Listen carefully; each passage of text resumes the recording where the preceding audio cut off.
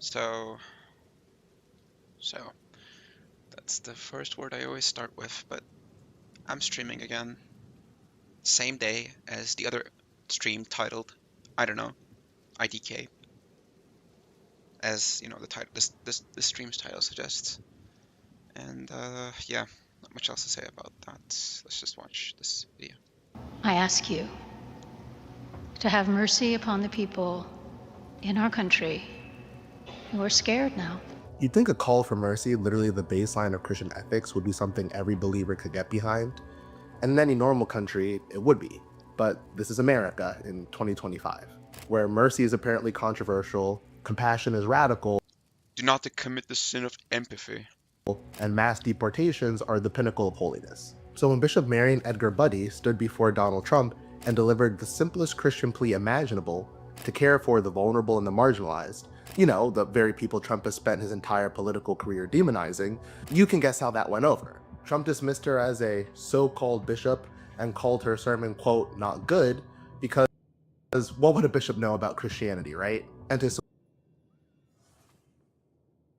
She's not a bishop because she doesn't worship me. Trump is like line to line the Antichrist. Except I don't think Antichrist would be this fucking retarded. Like I thought the Bible, this I'm not sure actually. Was Antichrist described as like intelligent, like evil? They're obviously evil, but like intelligent, like cunning? Because Trump is not that. The people around him are, who are like manipulating him. But he's evil, right? But he's not cunning. He's not really intelligent. He's just a moron. Which is like, you know, depending on his circumstances, could be worse than an intelligent and evil person. Depending on his circumstances. Although, yeah. supporters, they reacted like she suggested replacing the Bible. American evangelicals have turned their backs on hypocrisy, teachings of Christ, and embrace how America Trump as the new golden calf. This isn't just hypocrisy, it's idolatry. Trump hasn't just corrupted the American church, he's become its new false god. And what makes it worse is that Trump isn't just unchristian, he's anti-Christian, embodying every vice the Bible warns against. In this video, we'll expose how the church has traded the gospel of Christ for the gospel of Trump and what that means for all of us.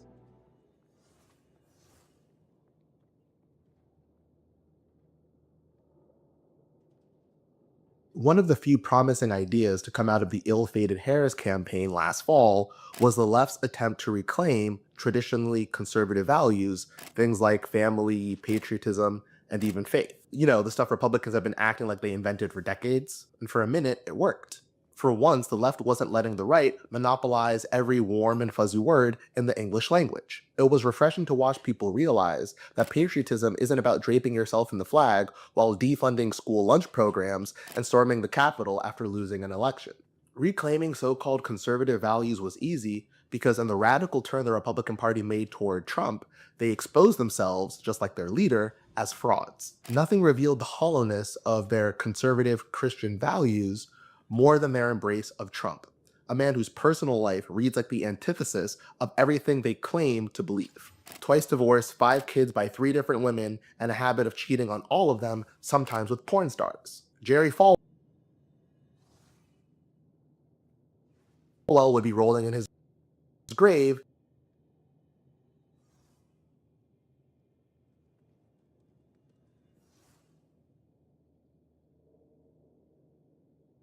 if his family weren't doing the same thing.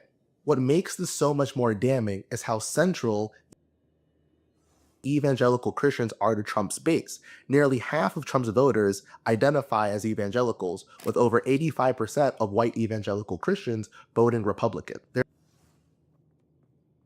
so highly visible in the cultural imagination that for many secular Americans, Christianity has become synonymous with the beliefs, behaviors, and practices of this group. It's no wonder why so many people, especially young people, are walking away from Christianity and organized religion altogether. When your first encounter with faith is with a group of people who preach love and humility on Sunday, but then the rest of the week back cruelty and hatred, it's not exactly a compelling sales pitch. heritage. So, how, might you ask, have evangelicals responded to this massive spiritual exodus? Have they taken a long, hard look in the mirror and thought maybe we should act?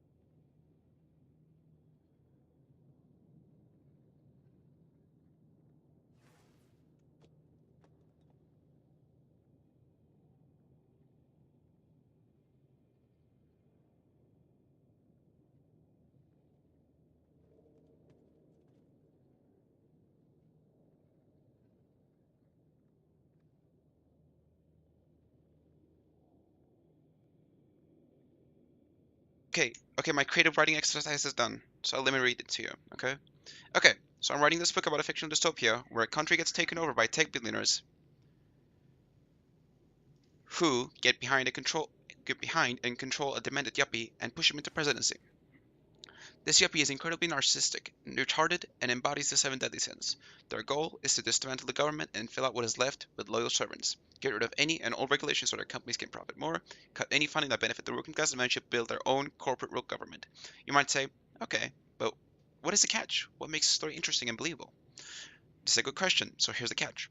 Remember our old yuppie president? A large portion of the population worships him as the common man's president, sort of messianic figure who goes against what is described in the lack of detail as the elites, which is ironic as I described earlier. Though this book is filled with the brim of irony. For example, the people who worship the yuppie are very conspiratorial. They create self-reassuring conspiracies about any kind of event that might prove them wrong.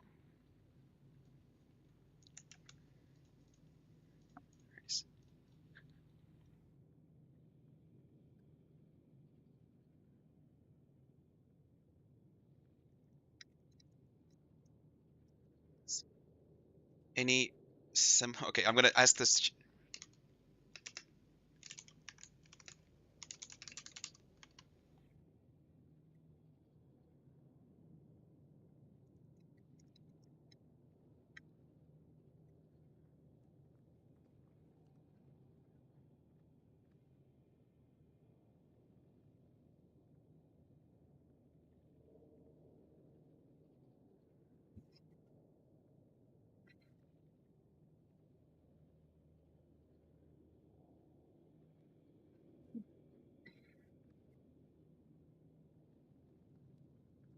Holy shit.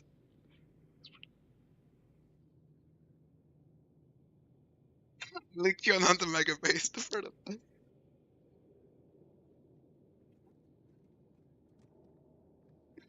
geopolitical decisions.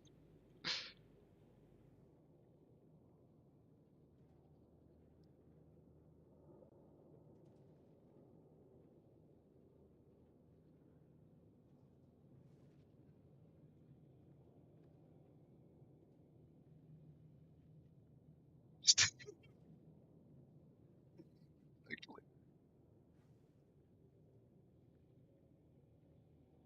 Okay, should I tell GPT the truth?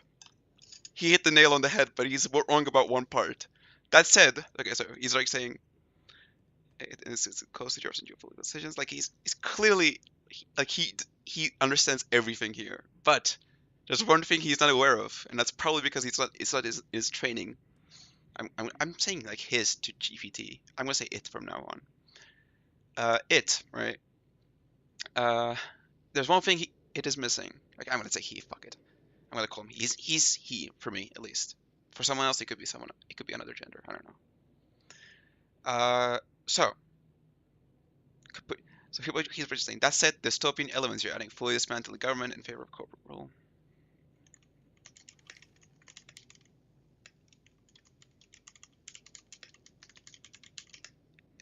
How the fuck do you spell this word?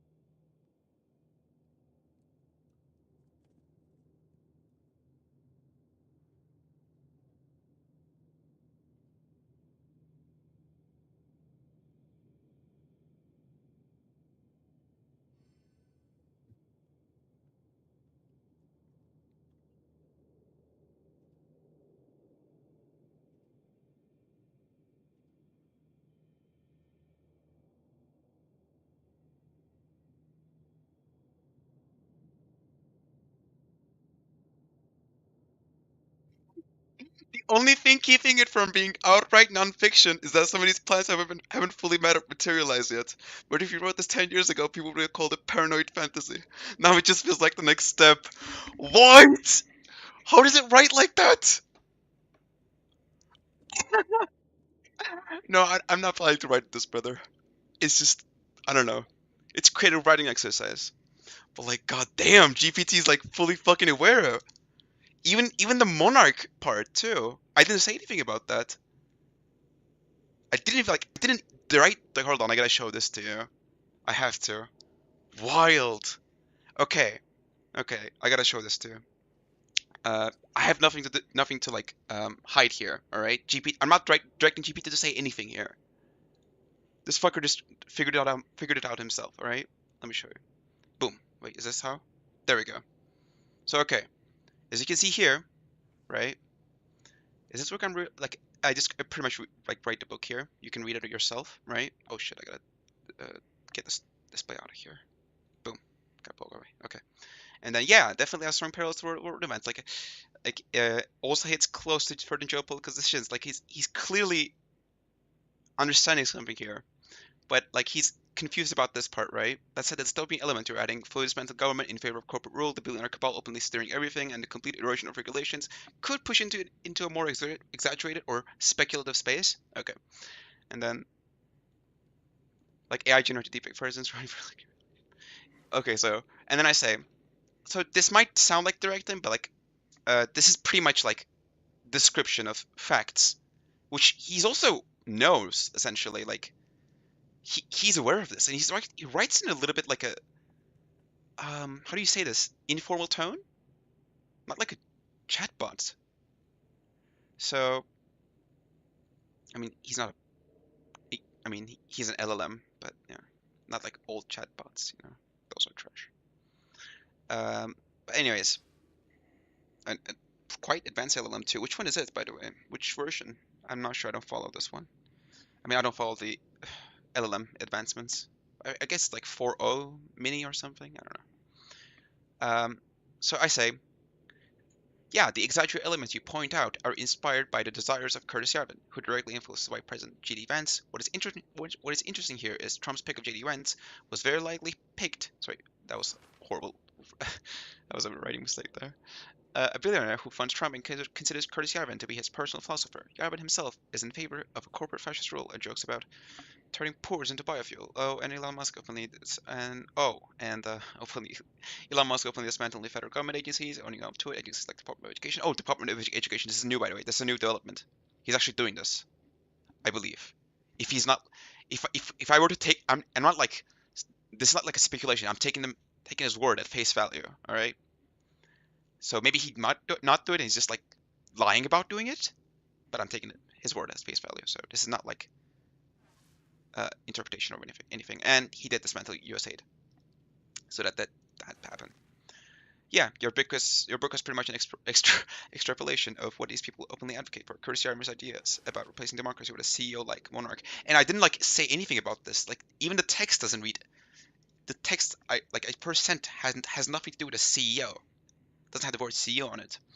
Basically, a tech billionaire dictatorship are terrifying, but also completely in line with what's happening. The fact that Peter Thiel funds both Trump and JD Vance, and that meant I'm not sure about. I didn't say anything about funding JD Vance either, and I didn't say anything about funding Trump neither.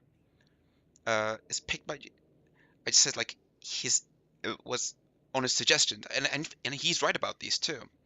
And that Vance was seemingly handpicked because of Thiel's influence. Makes the billionaire to government pipeline undeniable. Undeniable. This fucker is like certain, and I'm interested in that too. And Musk's destruction of public infrastructure, Starlink in Ukraine, Twitter X turning into a propaganda machine, his constant attacks on federal agencies, is already moving in the direction of privatized governance. Your book has basically taken these existing ideologies to their logical conclusion. The only thing keeping it from being outright nonfiction is that some of these plans haven't fully materialized yet. But if you wrote this 10 years ago, people would have called it paranoid fantasy. Now, it just feels like the next step. Like, whoa. I was being like too coy too. Like I wasn't like saying much, right? I was like, I guess you could consider this to be like a leading. Like I could like leading him to this, but like I'm not. Like I'm saying is like I'm using like words like I'm still like role playing as this is like writing like a book. I'm not saying that like this is what's happening. What do you think about this? Right? It's interesting. Like I'm saying, blah, blah, blah, blah, blah. So is this book I'm writing similar to a real world event? I'm not even like a recent real world event, just real world event. Although internet just being there pretty much implies that it's recent. So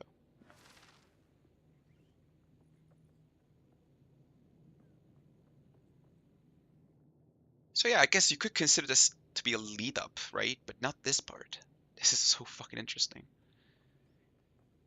And the use of like a parenthesis, basically a tech billionaire dictatorship, is just so interesting to me too.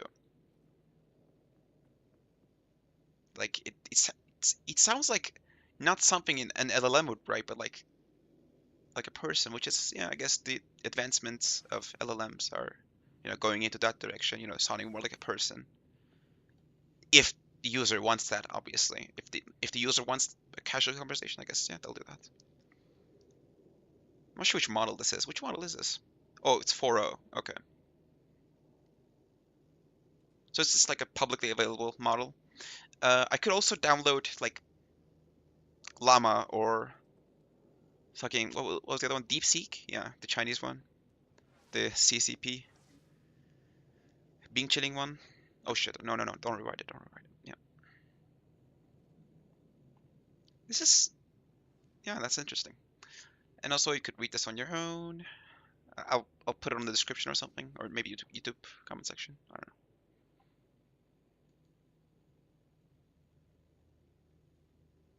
That's it. Wait, am I gonna stop streaming right now? No, I'm gonna watch this video. Actually try practicing what we preach? Of course not. Their solution is more compulsory state-sponsored religion. Put prayer back in schools, legislate morality in people's bedrooms. But the real problem isn't that there's not enough of the church in the public sphere. It's that there's not enough of Christ in American Christians. The evangelical obsession with power has replaced the core teachings of Jesus, love, humility, service, with a bizarre cocktail of nationalism, bigotry, and culture war. This is why when confronted with the true teachings of Christ, like Trump was last week, the reaction from these folks range from shock to horror to outright rage. This topic is personal for me as a believing Christian. Despite being raised Catholic, I never really connected with the faith growing up. It wasn't until later in life, toward the end of college, that I became captivated by the church's teaching on God's grace, love, forgiveness, and yes, mercy. For the first time, faith felt not like a ritual, but a relationship. But as I delved deeper into my own spiritual journey, I found myself hesitating when talking about it with my friends, most of whom were on the left. The very brand of Christianity had become so toxic thanks to its association with American evangelicals that it made me feel embarrassed and even ashamed to be lumped under. Oh shit, wait a second. Boom. Boom, boom. Okay, there we go. Under the same label as them. How could I explain that the faith that I had come to love wasn't about power, judgment, or exclusion, but about humility, service, and radical love? The more I read the Bible for myself, especially the words and teachings of Jesus, the clearer it became that the magnification of Christ is nothing more than a perverse distortion of the gospel. These are things the conservative church doesn't want to hear, but they need to be said. Because until we confront this, the faith that I hold dear will continue to be weaponized against the very people Christ called us to love and serve. Before we can talk about Christianity, we need to get clear on Christ. Because most people, Christian or not, don't actually understand what he was about, or more importantly, why he was killed. In popular culture, Jesus is often reduced to a kind of hippie who wandered around telling people to be nice to each other. Hint, if that's all he were doing, they wouldn't have had him killed. C.S. Lewis, the famed author and theologian, observed that the lukewarm respect people have for Jesus in our modern pluralist society is nothing like the reactions he drew in his own time. Back then, the primary emotions he... Wait a second. Why did I die like that? Why did my mana work there? Because chaos inoculation didn't do shit. It fucked me up there. What? I thought it was supposed to be taken from mana before life. The fuck? Was I lied to? Chaos Annihilation is fucking awful.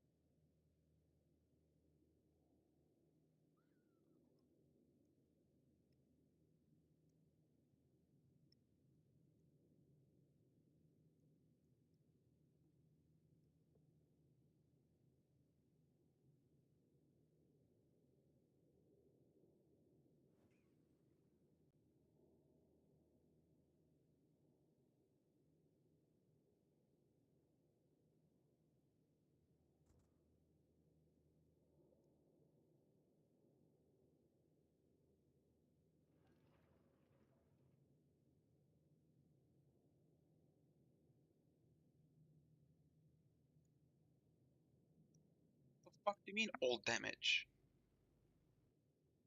This is a fucking lie. It's not true. I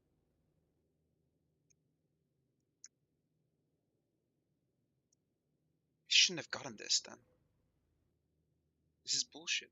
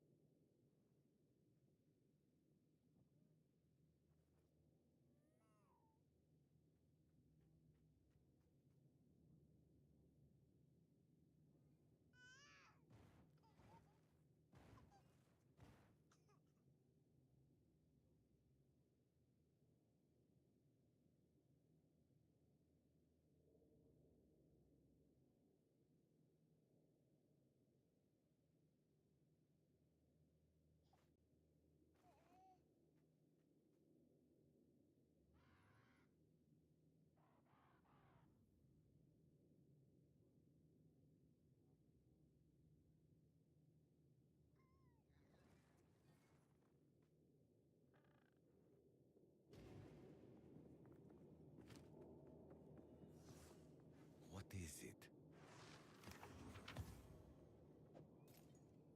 Of course.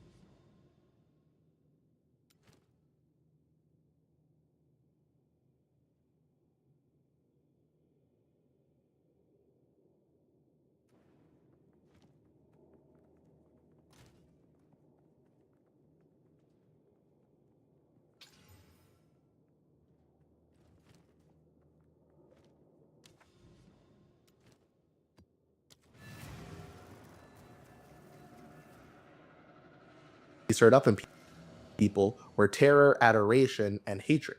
Terror because of the supernatural miracles Jesus performed that no one at his time could explain, walking on water, calming storms, feeding thousands with scraps of bread and fish. Adoration because those same miracles didn't just inspire awe, they utterly transformed people's lives, giving sight to the blind, healing the crippled, curing terrible diseases. And hatred from those who felt that their power, social position, and even very identity were threatened merely by Jesus' existence. This last group, the haters if you will, were composed almost entirely of the religious elite of Jesus' time, particularly the Pharisees and Sadducees. Together,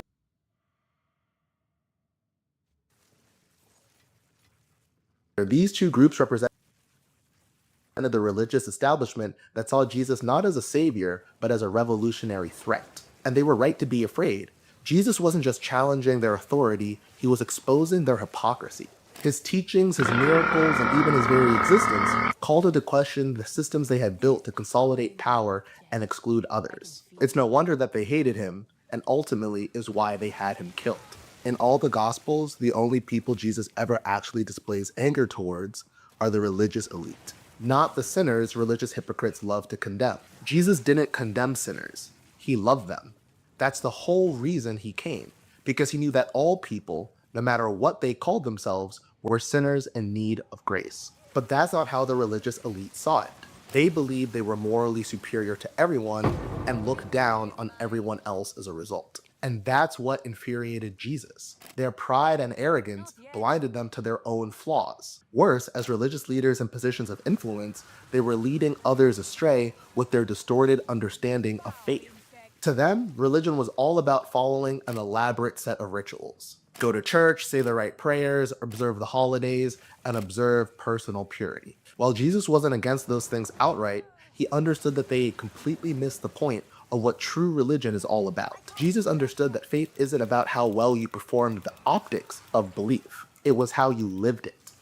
Jesus tells us that God cares far less about ritual perfection and far more about how you express your faith through love, concern, and service to others. This wasn't a popular thing then or now to say to the people who consider themselves the most righteous and steadfast believers. When Jesus made these criticisms to their face, they responded like their modern counterparts in the American church, with violent anger. They accused Jesus of distorting and perverting the religion, a pretty rich accusation coming from them, of all people, and eventually set out to kill him. In calling them out, Jesus was fulfilling the ancient role of the prophet in Israel.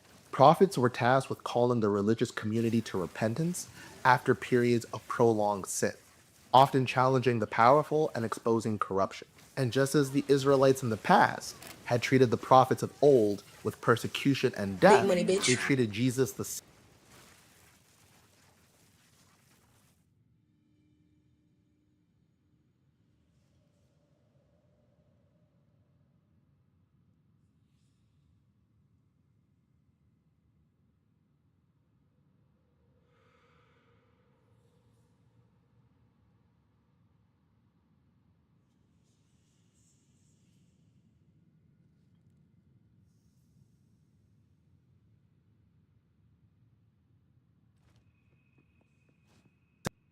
same way. The pattern was so common that Jesus remarked, "Woe to you when everyone speaks well of you, for this is how they treated the false prophets. But blessed are you when people revile you and hate you and speak all manner of evil about you on account of my name. For this is how they treated the true prophets." Jesus understood how religious hypocrisy and moral superiority blinded people to the truth of their own faith. So much so, in fact, that receiving hatred and condemnation from the religious elite was practically a badge of honor for someone who was genuinely following God. This explains the torrent of hatred the bishop received from so-called Christians after asking Trump to do the most Christian thing imaginable, showing mercy, the same mercy that God shows to all of us, whether we believe in him or not. That such a message was received with such hostility and hatred from so-called Christians reveals just how corrupted the faith has become in the minds of these believers. The uncomfortable truth is that many American Christians have become exactly the people Jesus warned us about, condemned, and who ultimately killed him. If Jesus came back today, These Christians would persecute their own Messiah the same way his own religious community persecuted him the last time he came. And just like before, they would do it all in the name of God. Jesus spoke directly about these false believers when he said that not everyone who calls themselves a Christian actually is one. He said only the person who does the will of God will truly be recognized as an authentic Christian. When Jesus returns, as most Christians believe he will, Jesus said that many of these so-called Christians would try and plead their case with Jesus, saying, Lord, Lord, did we not prophesy in your name and perform wonders and drive out demons? And Jesus said his response to these people would be simple and chilling. I never knew you. Depart from me, you evildoers. Even more shocking, Jesus said there would be many people who did not even think of themselves as Christians who would be rewarded as such, not because of what they called themselves, but because of how they lived. Explaining why he was rewarding these people, Jesus said he would tell them, for when I was hungry, you gave me something to eat. And when I was thirsty, you gave me something to drink. I was a stranger, and you welcomed me. I needed clothes, and you clothed me. I was sick, and you looked after me. When I was in prison, you came to visit me. And when these people asked bewildered, Lord, when did we see you in any of these states? Jesus said he would reply, truly I tell you, as you have done to the least of these brothers and sisters of mine, you have done to me. Jesus had quite another message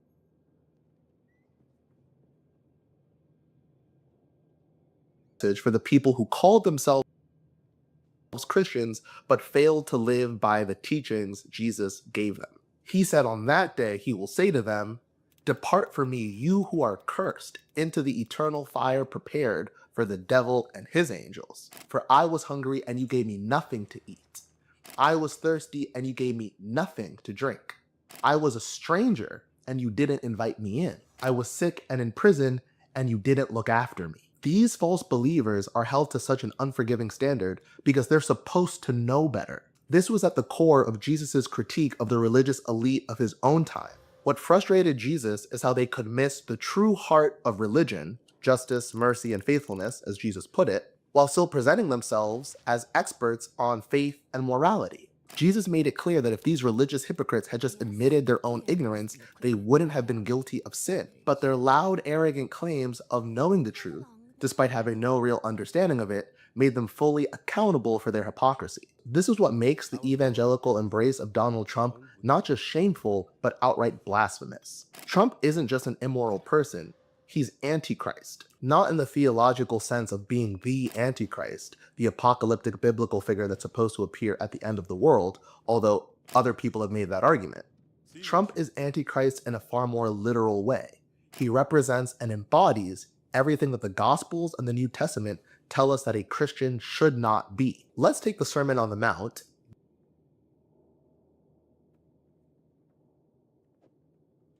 Make it count.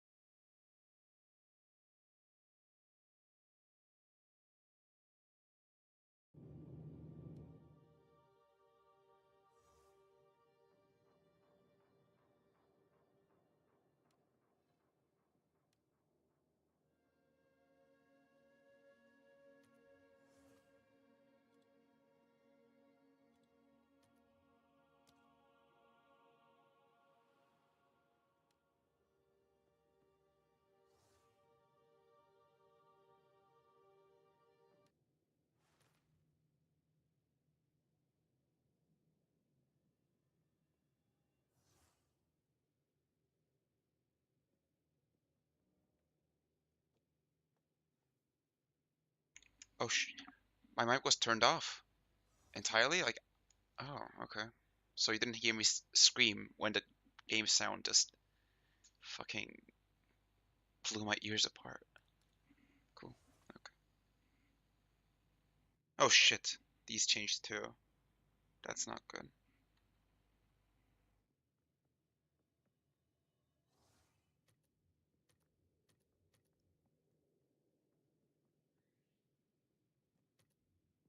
I'm gonna use 5 anyways.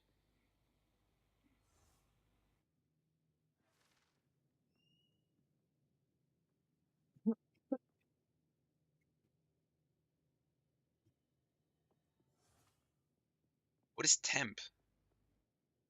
Oh, right.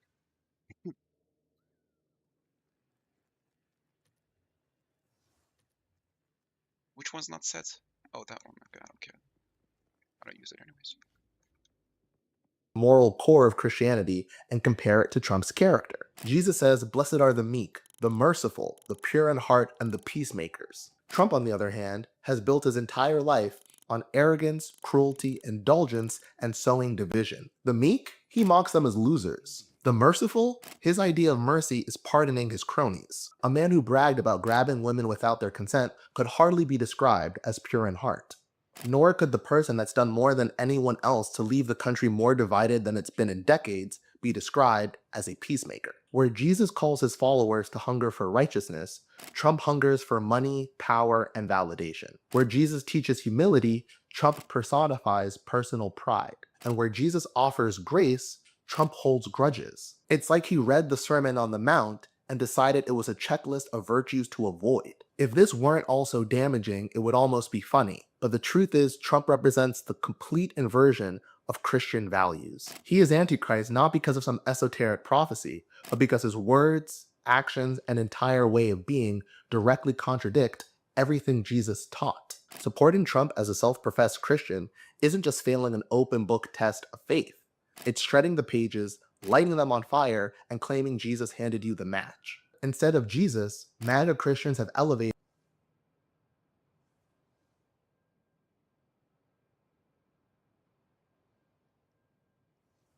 Steve is streaming again. Should I watch him?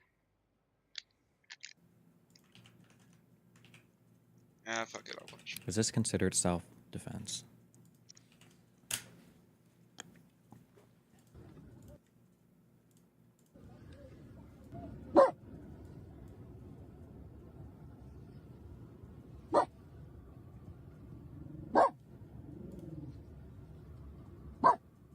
Oof, punched, damn.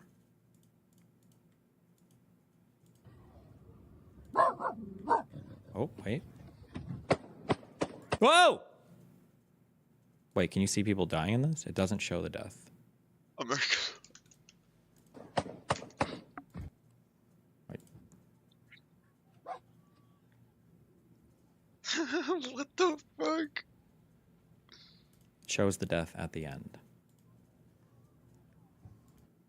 Wait, it's a movie.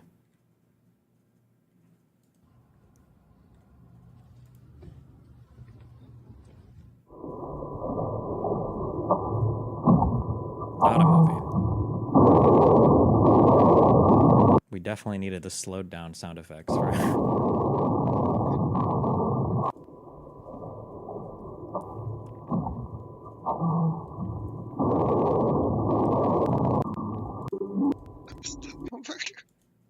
Damn. Okay. Where are we at here? Oh man, this is a complicated one. I think there are 3 dimensions I think that we usually analyze things from. You've got the understandable dimension where it's like, probably shouldn't have, but I get it. You've got the ethical dimension where it's like, more, what should you have done this? And then you've got the legal dimension where, We gave him a chance. like, legally, would you be allowed to do this? So, oh man, the guy looks like Fetterman from the back. my first huge ethical issue, I feel incredibly strongly about this. And I think that anything having to do with self-defense. If you're concealed carrying, you should not be looking for fights with people. Yep. Like, Yippers. this guy in the yellow coat should not be standing here arguing with a guy. Like, if two men are screaming in each other's face, he's like basically saying like, okay, let's go. Let's fight. Let's go. Yeah, yep. He has a gun. He knows that if this escalates, this Yeah, kid's going to die. Yep. So I feel like ethically, yellow jacket guy is already really, really, really not okay here. Yippers. True. I agree. Finally, Steve has an agreeable take for once. In regards to shoot, you know. Like, he's So literally it looks like what's happening here is after big guy punches small guy. So when adult men are throwing punches, I think that's always like, you have to start viewing this in terms of like, is somebody trying to kill somebody here? Like, because that could always get to that pretty quickly. It looks like yellow guy, Jesus, what a horrible concealed carry that he has to lift his jacket up. It looks like he's doing not appendix carry, but like it's obviously it's very visible. This guy, this is what I'm guessing is it looks like he pulls it up. He goes to reach for his firearm. This guy obviously sees and goes to grab for it. Well, now you're in a life or death struggle with a firearm that yellow jacket dude basically invited. My guess is going to be that big guy here couldn't get his hands on the gun, and then other guy starts shooting, even if the guy's running away. Legally, I don't know. I guess it's probably hazy, maybe. I don't know if he would get off or not, just because the big dude attacked first. But morally, I think yellow jacket guy is super, super, super in the wrong.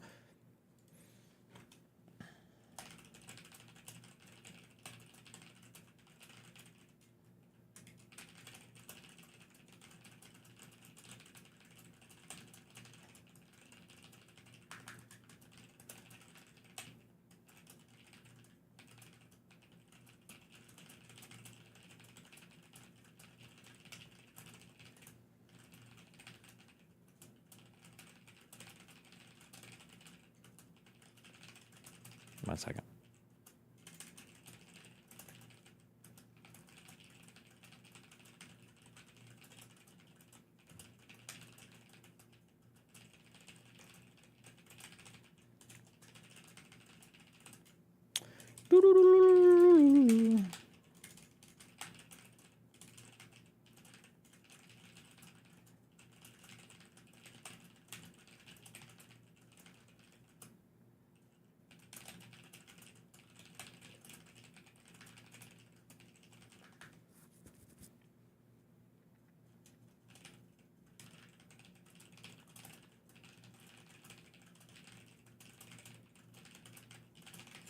Okay.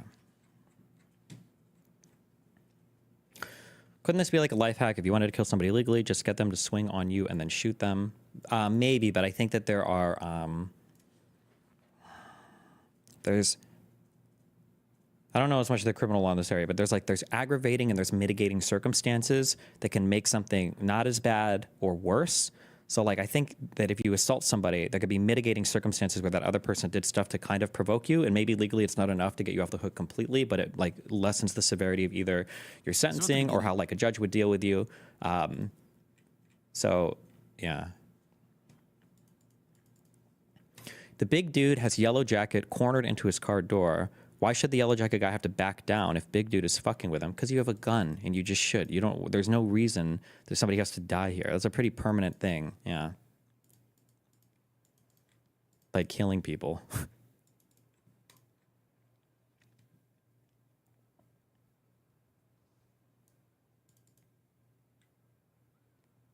Was big dude backing off before he even saw the gun? I don't know, but big dude swung, man. Big dude did a full out fucking punch on this guy. Big dude's also morally in the wrong, by the way. Well, I mean, I guess it depends on what they're fighting over. It's possible the yellow guy said, like, I'm about to go and murder your entire family or something. And then he's like, no, I have to stop him right now before he kills everybody I know and love.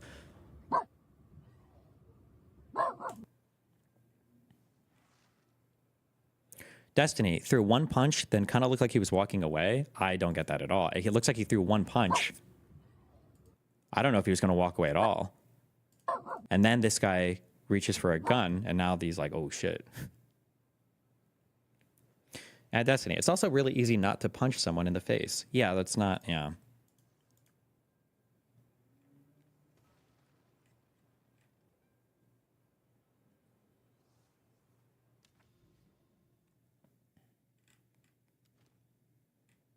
Hold on. Most trade somebody sent me this who works, I think, as an electrician. Most trade apprenticeships do not require trade schools in the sense that you think they do. Trade schools are generally looked down upon in a state that this guy, Washington, will say, because they are. Well, that's what he said, but I don't think that doxes him. Because they are garbage and do not nearly get people engaged with the actual applications and lean more towards the theory/mechanics of things. Example, in electrical trade schools, you can learn about how motors work. You learn about variable frequency motors and how motors work with different voltages. It's a lab setting, controlled and calculated to teach some of the basics. What they don't teach you is what you will see most often with motors, voltage dropping from resistance issues in the actual installations. They don't teach you about weather and improper sealing of motors can cause issues in your variable frequency drives that supply power to your motors. It's a lot to try to explain in a short way, but trade schools, how the conservatives push it is wrong. I don't know why they push it when apprenticeships that don't require tuition are more sought after. They fight in the middle ground of trade schools because it's easier to sell people that you can do a trade school, which is cheaper than traditional college. It's a stepping stone to them trying to completely dismiss higher education, which ironically the higher education trade schools are generally dismissed in actual trades. That's what that guy said. There you go. Do you think he would have fired if Big Guy didn't reach for the gun? I have no idea. It's hard to say. But if you're Big Guy, now you're in an actual life or death situation. There's another reason, by the way, why starting fights with people is stupid. Unless it's like a life or death situation already. Like, you never know who has a gun, especially in America. Why would you start a fight with a dude? I wonder what they were arguing over. I wonder if it was worth dying for. Who knows? What do you think of Japan investing $1 trillion in the United States? $1 trillion, dude? What?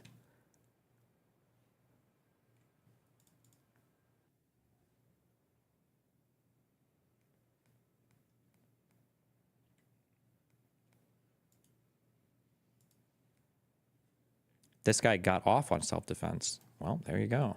In a jury trial, if he's doing affirmative defense, it would have been a jury trial, right? Good guy exonerated after righteous shooting in viral video. I feel like this guy like is flying. Holy shit. I feel like they literally remember the story of the big bully who mastered unassisted human flight after picking on the wrong guy last month. I feel like most of the shots went into this guy's back even. I'm curious if the coroner report said that, if that was released publicly.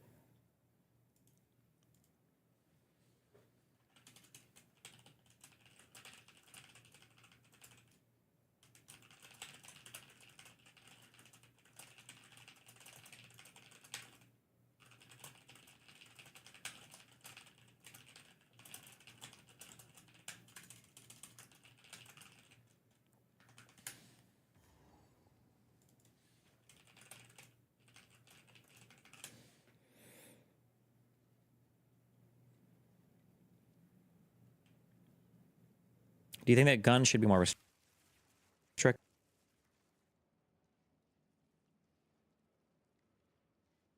For example, you should only be able to carry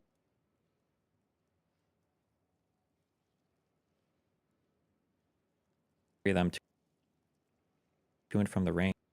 Nah, fuck that. That's fucking Canadian bullshit. Can you explain Ezra Klein's glow up?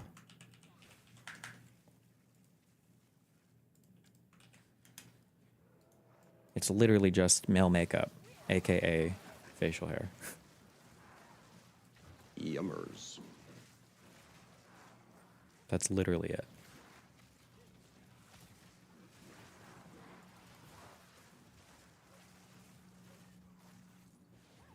If you shoot someone once and he runs away, it's no longer self-defense in most states, no? I mean, there's probably going to be,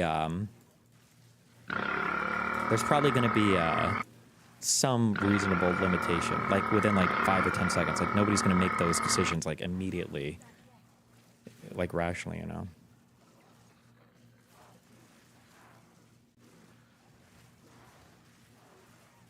Yummers.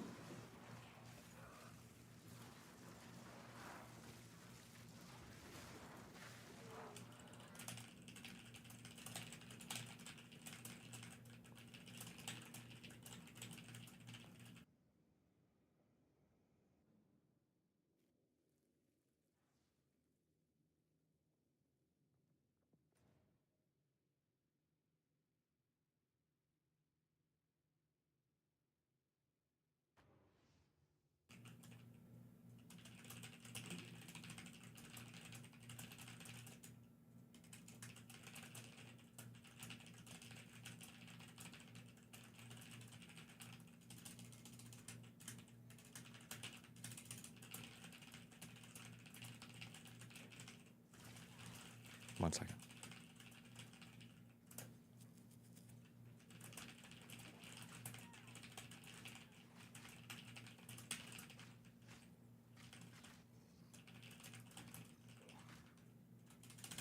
You tried having only a mustache before? Yeah, but fuck shaving chins, okay? Actually, I don't know if I've only had a mustache before.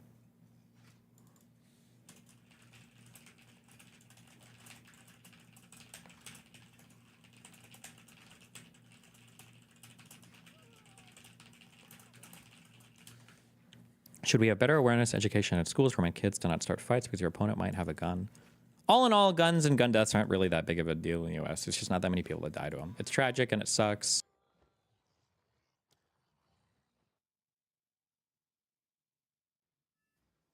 Um,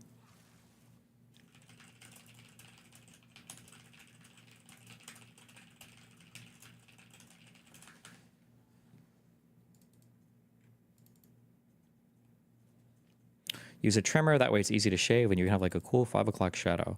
Unless that technology has gotten significantly better over the past few years, trimmers will never be a substitute for shaving. Even with just like an ordinary Gillette razor or whatever, you don't have to use this fucking straight razor or whatever.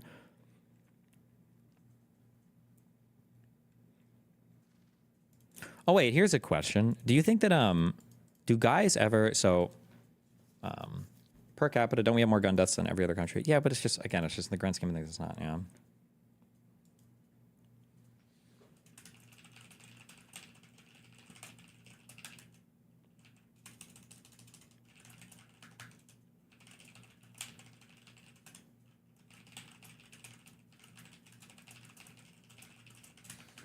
Okay, sorry.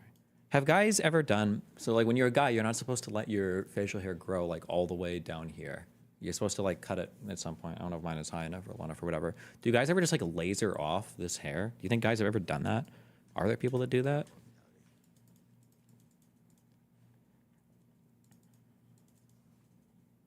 Yes. Oh, because it feels like it would just be time saving. Like, or if you were to grow a full beard, do you let this hair grow? I guess you would let that hair grow then, huh? But does it matter if you don't? Or like would anybody even notice?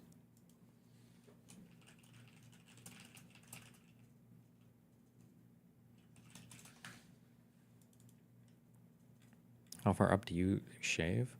Saving 10 seconds every time? Well, it's not just time saved, it's the fact that you wouldn't even have to worry about it. My facial hair would grow to like here ordinarily, but I shave like this section off, probably like an inch, I guess. I don't know.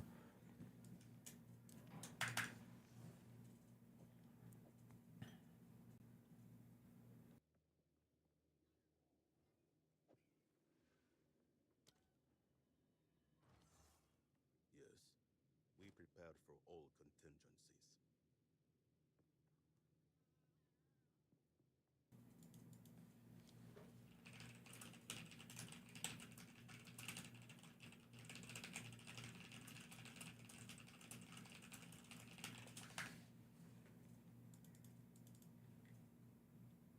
You gotta watch this body cam. It's crazy. Happened a couple weeks ago now. Jacksonville officer shoots man in leg while removing his gun. Have you taken the minoxidil pill yet? No, that's for people who are... One is to save your hair, and one is to bring your hair back. Is finasteride the one that brings your hair back, and minox is the one that keeps it from going? But that's for like, when you're actually balding, I think. Your background needs balance. It looks like you're streaming from an armory. Throw the guitar back there. Well, an armory? Yeah, I guess. It's because I have the ammo boxes right there, too. I just need to get more books. Or I can move those top books down. Oh, I have all the 3 Lying About Hitler books. I can, like, move those to the middle shelf.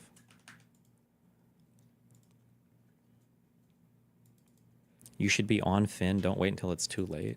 What? You would never start taking finasteride until I think you've already...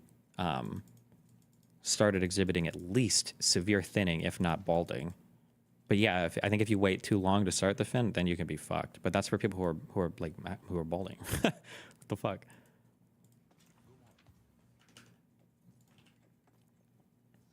You excited about GTA 6 this year? As a huge gamer, I'm so excited. Yeah.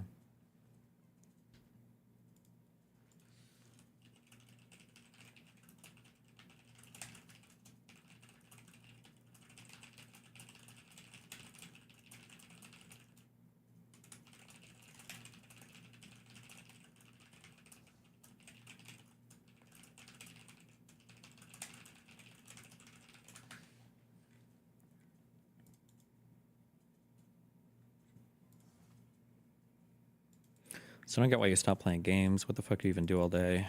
A lot of boring background stuff. I guess not boring, but no, it is boring. Have you seen that Candace Owens doesn't even call her politics now? She's doing like celeb gossip. Candace Owens, she's always done celeb and pop culture news as well. Like she's always mixed it up, I think. The UK had like 30 total gun deaths last year on a population of 70 million. This is over 15K in the USA with only 5 times the population. The answer is so simple. Well, you wouldn't just compare that. You'd have to compare all homicides or something, right? Like knife deaths have to be compared as well, you know?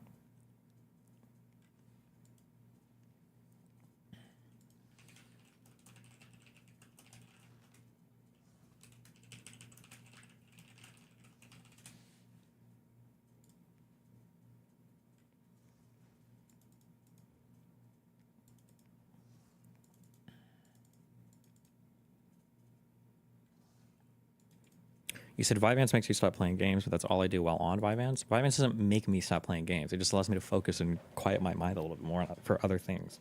Like reading doesn't give you the same like continual stream, I think, of good feelings, rewards as like playing a video game does. So playing video games was very addictive before because it made me feel good all the time, I think. But it's a little bit different now in that I can do things that don't have that super constant. I can like be a little bit more forward looking, I guess. Can I ask what the main factors you are taking into account when you say in the grand scheme of things that gun deaths aren't a big deal? Sure, what I'm looking at is, so on number one, I'm looking legally, what would it take to significantly change how we approach guns in the United States? The first issue is that constitutionally, you'd almost need an amendment to make significant changes. So we've already got a huge hurdle there. Now, there's a ton of state laws that you could theoretically fight over in different states, but so legally, we have a huge hurdle. Now, that's not enough to say that we shouldn't do anything, but legally, there's a huge hurdle. Okay, well, what is the appetite in the population for gun control? Okay, well, half the country likes guns, a lot, Republicans. Okay, well, fuck. And an okay amount of Democrats. Okay, so the population. But, like, how strongly divisive is this issue? For the people that don't want to control guns, like how big of a deal is this for them? It's a really big deal.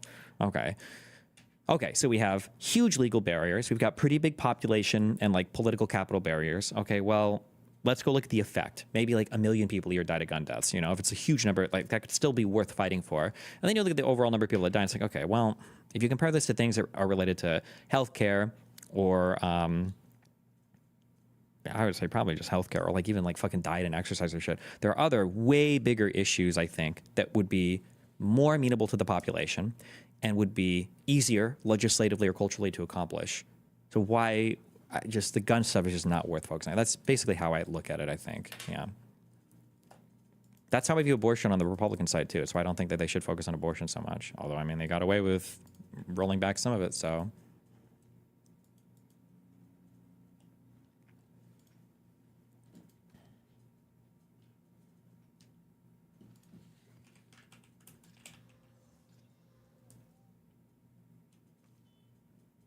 Is it the number one cause of deaths among under 18s gun deaths? Yes, but that's a very deceptive figure for 2 reasons, I think. And if you want to go and find this chart, you can do it. But I think that's a very deceptive figure for 2 reasons. Because 1, I don't think it's under 18. I think it's like 16 to 18. Because that number is represented as under 18, which makes you think, holy fuck, how many 4-year-olds and 6-year-olds are out there dying of guns? But I think when you look at that actual graph, it ends up looking, I think, like something like this, where like most of your under 18 deaths to guns are at these like years where you're getting involved in like gang or crime shit, right? So it's like 15, 16, 17. It's like dramatically overweighted up here. Number 1, and number 2, it kind of makes sense. It's a little bit dark, and then it's a little bit not dark if you think about it. It kind of makes sense that maybe homicide would be the most likely way for an under 18 to die, because why else would young people be dying? They're not dying of heart disease. They're not dying of cancer, right? Young people typically should never die ever. There's not much of a reason health-wise for young people to die. So something has to be going really wrong. If you're under 18 and you're dying, it's probably going to be something dark, like homicide-related or whatever, right? Car accident, stuff like that maybe, yeah. Drug overdose. Even drug overdoses, people shouldn't typically die of drug overdoses. Although fentanyl has changed that calculation quite significantly. Well, I shouldn't say that, I'm sorry. Fairly significantly. Like, people generally shouldn't be dying, like ODing even of harder drugs like heroin and shit, things like cocaine and methamphetamine, you shouldn't be dying of overdosing of that when you're young. That even though we treat these drugs as like super hardcore drugs that fucking kill you, not really. No one's shouldn't be ODing and dying of meth under the age of like 30 or 40, unless you've been doing it for like decades and decades. You shouldn't be ODing and dying of even heroin as a young person. Fentanyl can kill you outright immediately, even as a young and healthy person, though, which is very scary. It's very easy to OD significantly on fentanyl, especially if you don't know that it's in whatever you're using. But yeah.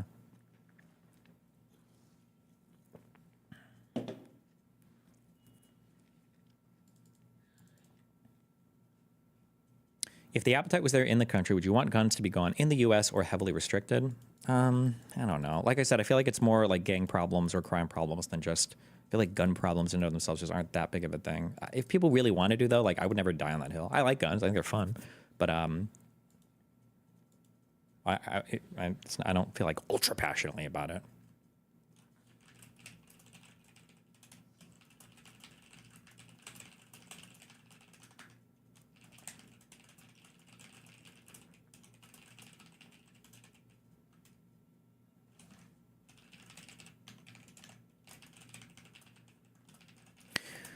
I largely agree with you, but outsiders looking at number of gun deaths, how do you quantify the effects of every classroom in the U.S. having to routinely do lockdown drills? The mental health toll is pretty huge. I don't know if I believe there's a huge mental health toll. I think that spiritually, I think it's a little bit bad. I think it doesn't look good and it feels weird.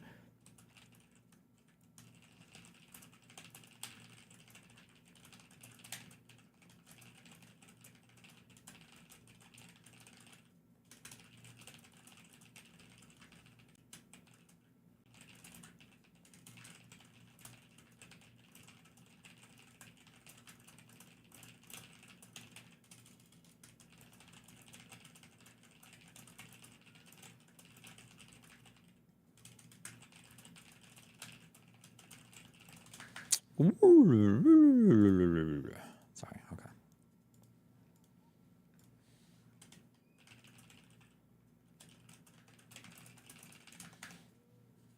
Son, you relate everything to this fucking curve, son. How many times do I open the stream and see this curve? It's a good curve. What is this called? I should know all these. It's just exponential increase, right? No, it's not. There's got to be a different name for this, right? No, it is. It's just an exponentially increasing curve, right? Isn't it? No. Is it? It would be. Sigmoid. It's a scary word. What pistol is that behind you? That's an Alien Luago, Generation 1. That's supposedly a really good pistol that I will fire soon.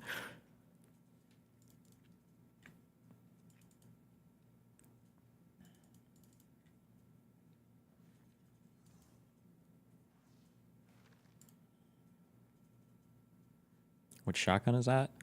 It's an amazing shotgun. It's a Trap Synergy Classic, I think by Browning. I have fired that one several times. It's a super amazing shotgun. I haven't fired it with the single barrel yet, though, only with the double barrel. But that shotgun is fucking awesome.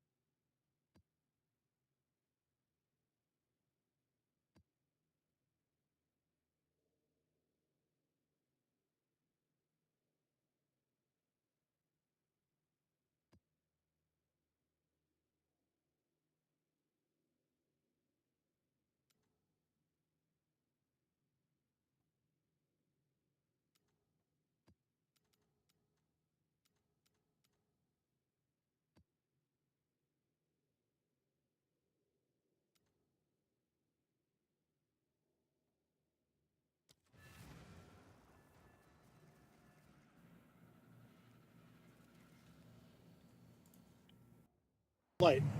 The light was yellow and turned red when I went under. It was red when you blew it. It was yellow. Okay. Well, It was yellow and turned red when I went under. it Wait. he I blew know that what this- red light. The The light was yellow and turned red when I went under it. It was red when you blew it. It was My aunt used to say this, who was NYPD. I don't know if I trust her, though. I feel like she just said this because she was a crazy driver. I've heard people say as long as you're in the intersection when the light is yellow, you're safe. Is that actually true? Is there? I don't know how the laws are written, but... Wait, I see this comment in chat. I hear this a lot, even in the United States, but I feel like this is why... depends on the state. I feel like this is why I don't like any of the gun shit. So somebody said, Destiny, even as a Scandinavian, I don't feel it's that crazy for Americans to have the right to own a gun. It's just the fully automatic rifles and assault rifles that seem a bit unhinged. Even some of the crazier semi-automatics, but hey, at least you don't have 5 bombs going off daily like they do in Sweden, lol. Like, I feel like if you replaced every single pistol in the United States with a, with an assault rifle, I think that, like, deaths might significantly drop. Because I think that the scary thing about pistols is that you can hide them on you, you can carry them with you, and then you just kind of like pop them out and start killing people. But like if you show up with a, like nobody walks around generally with an assault rifle. Like if you look at firearm deaths in the United States, it's like 50 times more, I think, with pistols than with rifles.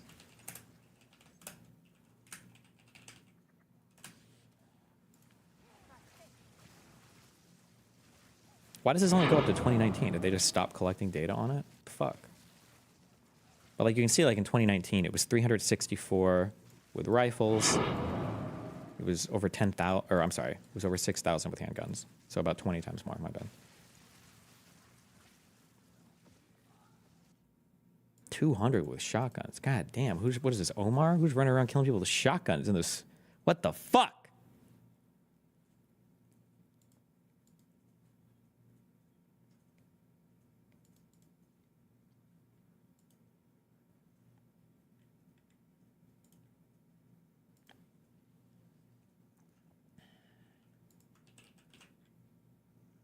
Probably home defense. I don't know why shotguns ever became popular for home defense. Like, if you're trying to Omar's like accounting for the entire do statistic. home defense, off shotgun with like a fucking 6-inch barrel, okay, with some crazy, like there's a reason why you go trap shooting and shit with a shotgun. It's like if the spread was that fucking huge, you wouldn't be able to hit anything. They wouldn't even break anything, you know.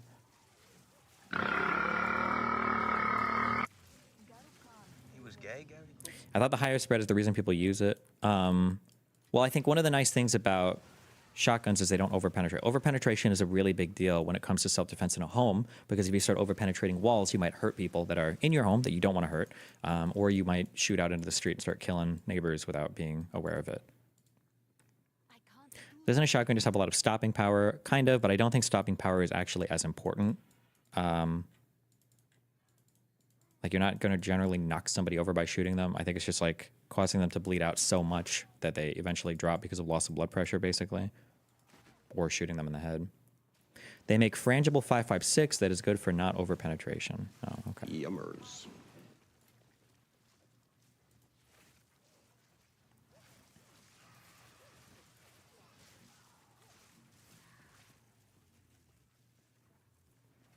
Well, here, we can watch a video on this, I guess.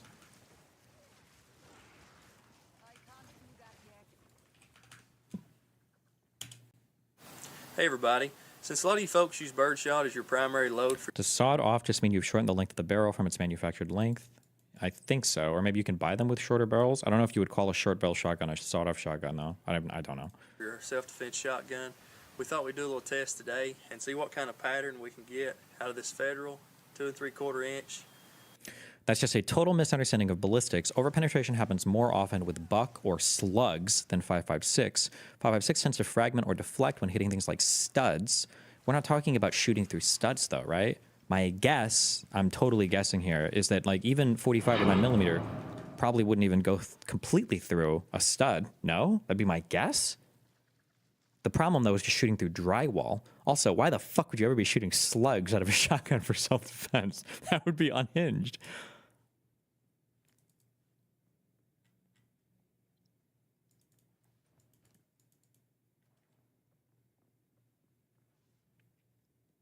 If spread didn't matter, why don't people shoot clay with 5.56? I mean, I'm sure you could if you're really good. But I'm not saying but when you're shooting clays, you're not shooting clays that are like 5 yards in front of you. You're shooting clays that are in the air, that are significantly further away, right? You have to, like, if you're shooting clays, you're like leading your target is far enough away.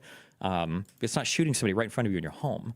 7.5 shot shell out of my 18.5-inch barreled Remington 870, shooting at distances from 10 feet out to 50 feet. So let's get it loaded up and see what she'll do. Shotgun is guaranteed death. The rednecks want to kill bad guys. That's why they are so tough on crime. They want to kill black criminals. Jesus. I don't know if getting hit with buckshot is more lethal than getting hit with, because I thought the tumbling effect of the 5.56 round makes it generally more lethal, and the fact that you're probably going to be shot a lot more. Like, it's pretty rare that someone's going to like boom, boom, boom, boom, boom you with like a shotgun, unless they have like a fucking like a Benelli M4 or like a 1014 or something or whatever. But with an AR-15, you can very easily like boom, boom, boom, boom, boom, boom, boom, like fill somebody up, right?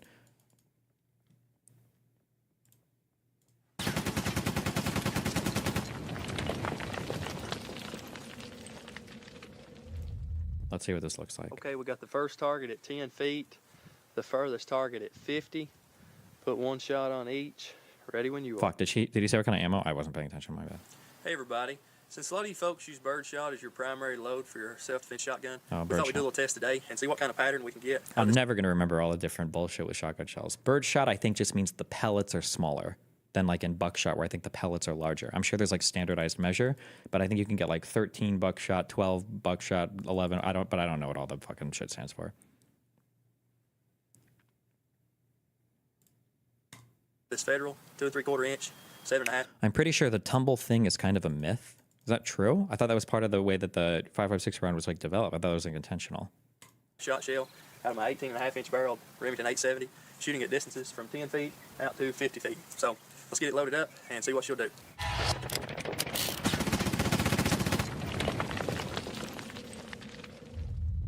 Okay, we got the first target at 10 feet, the furthest target at 50. Put one shot on each. Ready when you are. All right.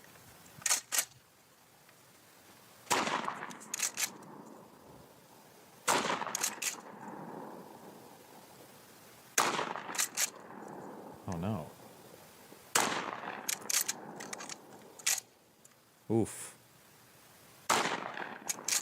What kind of shotgun is this? Ejection failure. What, did she not fully rack it? I should know what this looks like. Is this a Benelli? I don't know what the fuck these. I don't know shit all about shotguns. It's an 870. A model 870, a Remington 870. Is that actually what it is? Or is that guy just lying?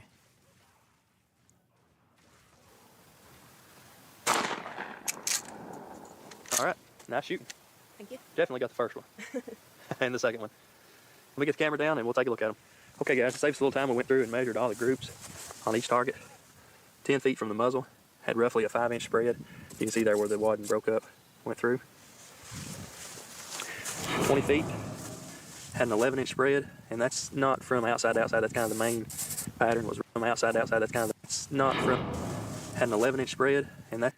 I'm trying to think of what your standard shooting distance indoors would be, but like this is your widest spread inside is going to be under a foot. This is at 20 feet where you're shooting, and this is with I'm guessing birdshot probably spreads a bit more than buckshot. What are the big holes from? Either somebody else was shooting at the target, or so many of the pellets hit in one area kind of make the they made the target kind of like collapse a little bit.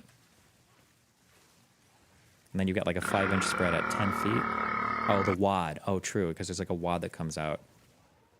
Is the wad really going through the cardboard? I guess. 10 feet from the muzzle. Isn't that pretty significantly easier to aim? I feel like the easiest and best home defense thing, if you were truly in a home defense scenario and you had to figure out what you needed to defend yourself with, I feel like it's just so easily an assault rifle. Or I shouldn't use that term. An AR-15. Like, pistols are bad or scary because, one, they're the hardest weapon to use, and you generally have to hold it like pretty far out from your body. So, like, if you're turning around a corner or anything, if you're doing some fucking cringe, I want to clear the house like I'm in fucking some action movie or whatever. It's just it's a lot to be over here. But like, and then shotguns are very limited in terms of capacity. If you miss, the reload is going to be a long time compared to, because you've got to manually cycle the rounds. And if you're scared, or if you're shaking, or if you fuck up and you don't rack it all the way, if your hands are sweaty, I don't know, it's a lot.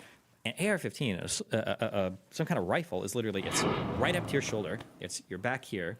Your barrel's, my guess is going to be, on an ordinary assault rifle, if you're, you stand to the side, right? I'm willing to bet that the barrel probably doesn't even stick out as much as it would with a pistol. Although I could be wrong on that. I guess I'm not sure. But like, I feel like you've got a lot of rounds. You've got a lot of firepower. You've got, the action is incredibly simple. You pull the trigger, boom, boom, boom, boom, boom. It's easy. You're not going to run out of ammo as quickly. I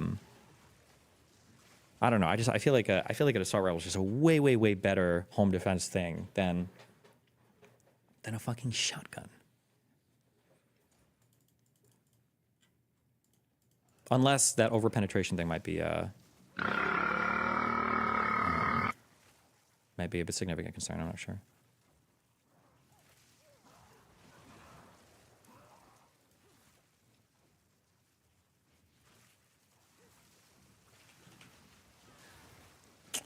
Honestly, for home defense, a PCC is the best option.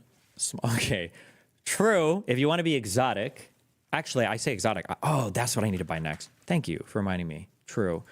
There are guns called, I don't know if this is what they're actually called. He said PCC, so I'm assuming he's saying pistol caliber carbine. These types of guns are always fun. Like your Vector, I think, is like probably the most popular one from Call of Duty ever. These are so much fun to shoot. There is literally zero recoil. Even less recoil than an AR-15. And these are just so much fun to shoot. Actually, this would probably be better than an AR-15 for home defense because it's incredibly compact. Oh my god, these are so much fun. You can still have cycling malfunctions on assault rifles too. I mean, you could, just don't get a shitty rifle and practice with it. But like if the gun is malfunctioning, it's like a mechanical, like something is fucking up. But with a shotgun, if you have to manually, if you got to manually cycle the rounds, especially if you're scary, or especially if you're scared, I don't know.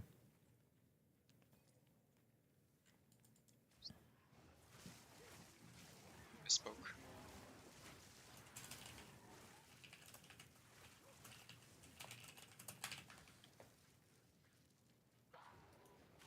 You can just get an AR-15 in 9mm. I don't know anything about that bullshit, okay?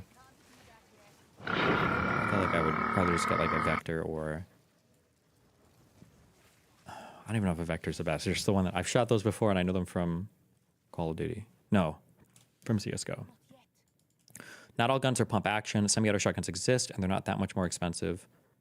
Yeah, but also those... What are the only one I know, I haven't done much research in shotguns. The only one I want to buy is that Benelli. But that only has 5 rounds, I think, right? That's pretty scary. Don't miss.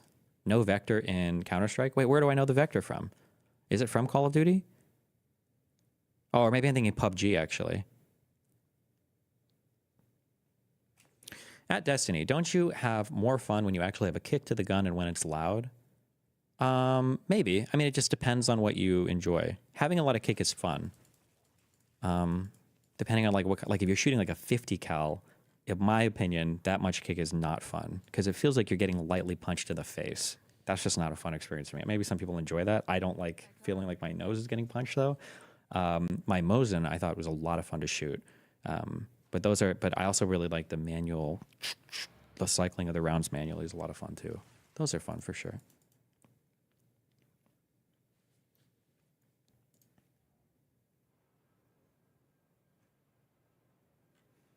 What do you think your next topic can be, from Israel to election? What could be coming up? I think it's probably just working my way through this Hitler book, the Germany one. Are all AR-15s considered carbine rifles? I don't even know what the fuck that means. I don't know what any of the rifle terms mean. All these things are fucking weird and cringe. Carbine is a long gun that is a barrel shortened from its original length. Most modern carbines are rifles that are compact versions of a longer rifle, or are rifles chambered for less powerful cartridges. There you go. Oh, the M4 is considered a carbine. And an AR-15 is, I guess, as well. It's spelled carbine, not carbine. Of course. Shoot slugs out of a pump action shotgun, and you'll wish it was 50 cal levels of recoil. I think I tried shooting a slug out of a. I don't even remember what it was called. The ones with the where you can't really hold them. They don't have like a stock. And I shot one slug out of it, and that gun teleported behind me, like 2 yards. Like there was a solid like 5 seconds where I thought I was gonna die because when it hit the ground, it was gonna shoot and kill me or something. But fuck that. Pistol grip? I don't know what they were called, but you can't. There was nothing. You could only hold it in your hand. And I just remember pulling the trigger to shoot the slug, and that gun teleported out of my hand. There's no fucking way to hold on to it. Fuck that shit.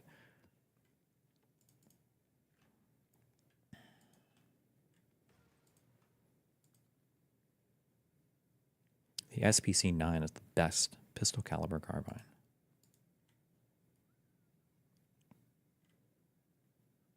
Am I a retard if I don't know who this manufacturer is? What is it? B&T? Or is this a store that sells it? Who makes this gun?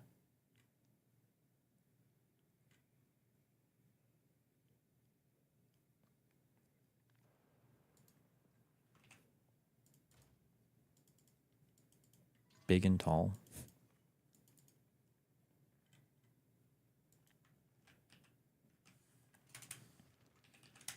B&Ts are Euro trash. Why the fuck would I ever trust a European weapon? If you want to protect yourself, get a double-barrel shotgun, have the shells, a 12-gauge shotgun, and I promise you, as I told my wife, we live in an area that's wooded and somewhat secluded. I said, Jill, if there's ever a problem, just walk out on the balcony here, or walk out, put that double-barrel... Wait, fuck. I just said something really retarded, didn't I? Aren't most firearm manufacturers from Europe? Like, isn't Glock like an Austrian company?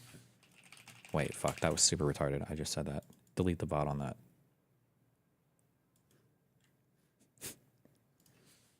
Wait, wait, holy fuck. Are all of our big manufacturers? European, oh, fuck. yeah. Oh, shit. Never mind. Of course, Wait, Heckler and Co. do Americans make guns at all? Wait. We must make something. Shit. SIG. Oh, is SIG an American? No! It's not. It's not. Got troll.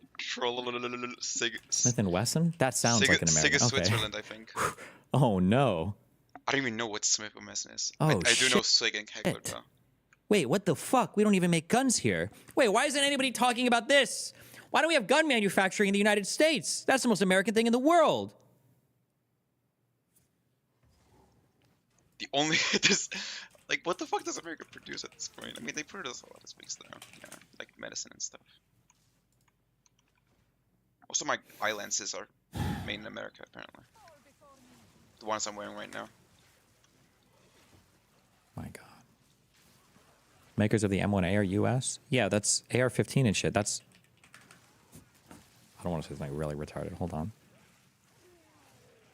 That doesn't sound right. I want to say it's the Colt people, right? It can't be another country that makes our... Oh, okay, yeah. Thank God. Colt, right? Oh, Browning. Okay. I need to toss these bullshit-ass weapons behind me. My bad. What the fuck?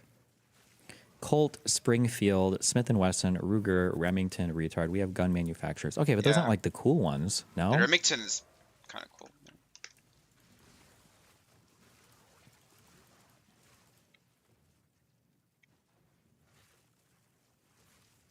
Ruger? Well, check the article on Colt. Check? No. Well, at least I'm sure they make these in the United States. Right? What's happening to this country? Maybe Trump was right. Él no sabe. Also, don't use a double-barrel shotgun for home defense. That's some psychotic shit. You're shooting 2 shots and then you're empty? Oh, man. We live in an area that's wooded and somewhat secluded. I said, Jill, if there's ever a problem, just walk out on the balcony here, or walk out, put that double-barrel shotgun, and fire 2 blasts outside the house. I promise you, who's ever coming in is not going to... You don't need an AR-15. It's harder to aim, it's harder to use, and in fact, you don't need 30 rounds to... Oh, no. Every single thing you just said here was super fucking retarded. Harder to... First of all, it's incredibly light. That shotgun, that's a... Well, I don't know if this is a heavier than ordinary shotgun. That's a heavy ass shotgun. Heavy enough that, not to be sexist, I'm not sure. I don't know if an average 5'4", 5'3" woman could even hold an aim without her arm being shaky as fuck. Number one. Number two, it's easier to shoot an AR-15 that's scoped in real life than it is in a video game. It's actual retard hour. If you have any type of red dot or hollow sight on an AR-15, you just point and click. And it's like, there's no recoil. AR-15s have no fucking recoil. They're incredibly easy to hold. You can shoot them improperly. All you do is you just pull the trigger over and over again. You make sure the little red laser's on the thing, and you can fucking dome ski people probably at like, what? Probably 30, 40, 50 yards? Like, Scream, headshot machine. It's an incredibly easy system to use. There's a reason why these rifles are so fucking popular. AR-15. It's harder to aim, it's harder to use, and in fact, you don't need 30 rounds to protect yourself. Buy a shotgun. Buy a shotgun. How common are break-ins for a gun to be necessary for self-defense? My entire life, I've never been broken into. I mean, technically that's true. The success of firearms to even prevent break-ins and stuff isn't even that great. Like, I think the last time I looked through this data, to be fair, this was like 6 years ago. But it had to do with self-defense gun uses. Like, you have about as good of a chance of fending off somebody with like a baseball bat. So I don't think that there's even like a huge track record data-wise for defensive firearm use. But I'm guessing AR-15s have a lot less user limp wrist jamming error like handguns. I don't think it's possible to limp wrist a shotgun or AR-15 because they're supported by your shoulder. I don't think it's even possible. With pistols, you could run into that problem for sure. Just depends on how experienced you're, I guess, shooting. But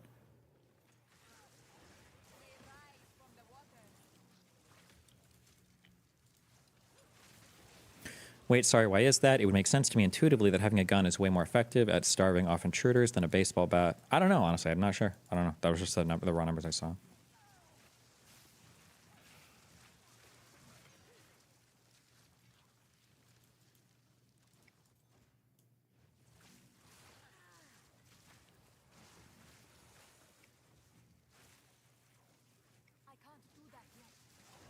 Okay, that's not true, guys. He hangs out with rich people who own highly augmented rifles.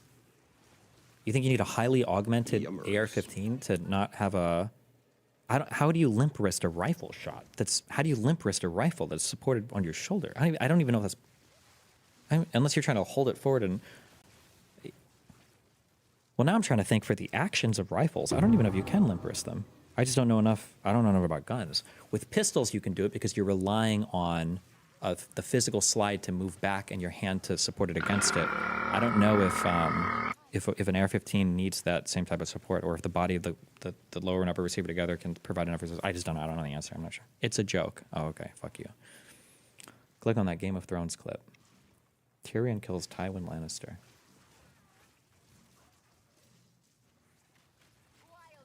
Do you think, here's a real question. Assuming Jaime's the one that lets Tywin out of the prison, right? Assuming Jaime doesn't do that, do you think that Tywin would have allowed Tyrion to be executed, or do you think he would have sent him to the wall? Tyrion would have allowed Tyrion to be executed.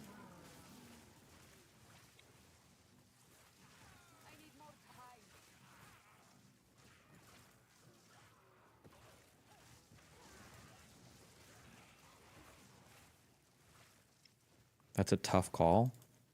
I feel like he absolutely would have. Tywin hated Tyrion. Remember, he said he wanted to kill him at birth? Yeah, but he didn't. But I think that given a good reason or excuse, I think he would have, yeah.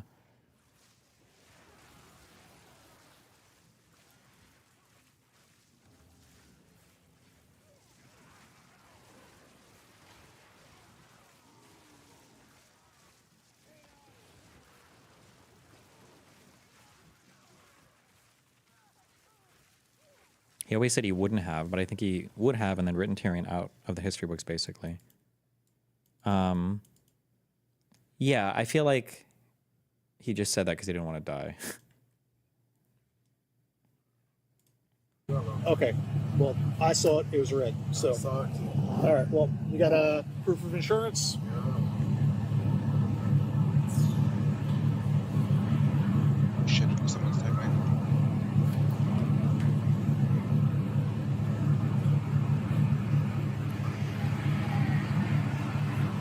Question: did Tywin believe Tyrion killed Joffrey? Absolutely not. Absolutely not.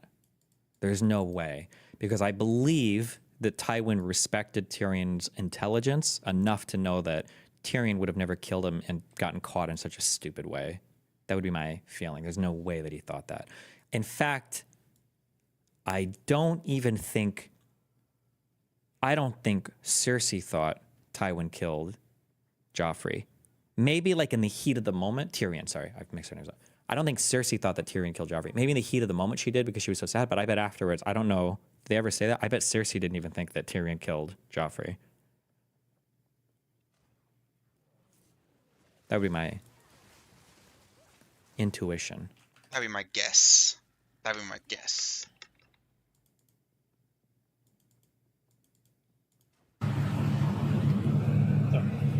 Just hang tight. You got anything crazy in the car? Who do you think Tywin may have secretly suspected to have killed Joffrey?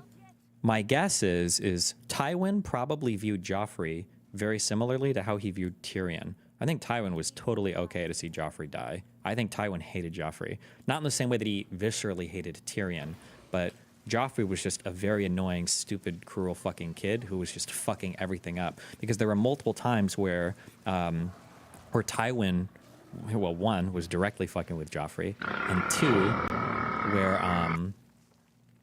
where Tywin was telling Cersei, like, good, I'm glad that Joffrey's getting a different wife because somebody needs to bring this kid to heel and you can't do it. You clearly haven't like been restraining the boy or whatever. Yeah.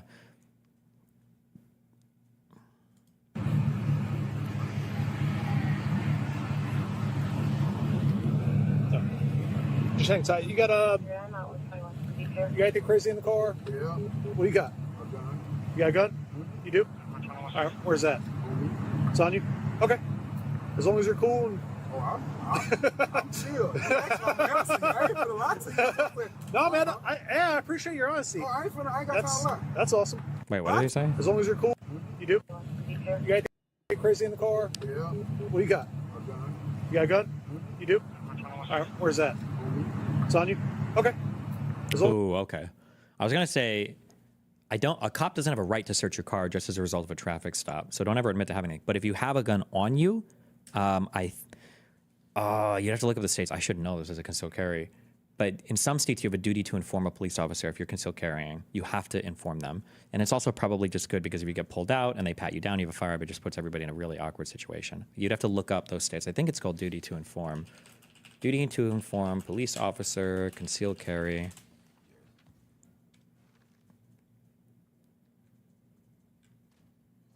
God, I hate these fucking AI answers. Yeah. They suck.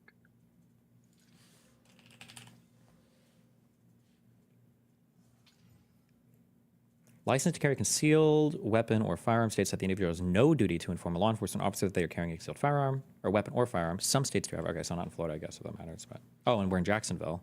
Are there other Jacksonvilles besides the ones in Florida? I feel like every single state has a Jacksonville, but this is in Florida. But okay. Well, in that case, maybe he shouldn't have said anything because he didn't have a duty to inform. Yo, Destiny, let me hop in stream and teach you some things about guns. Some of your stuff comes off sounding pretty poor. Shoot me an email or write a Reddit post. As long as you're cool. And... Oh, I'm chill. I ain't finna lie to you. No, man. I appreciate your honesty. Oh, I ain't got time to lie. That's awesome. So you have concealed carry and all that good stuff? No, you don't. All right, you're not a convicted felon, right? Nothing. I do everything, whatever. Okay. You do, all right. So what we're gonna do is, just for my safety, your safety, I'm gonna have you step out.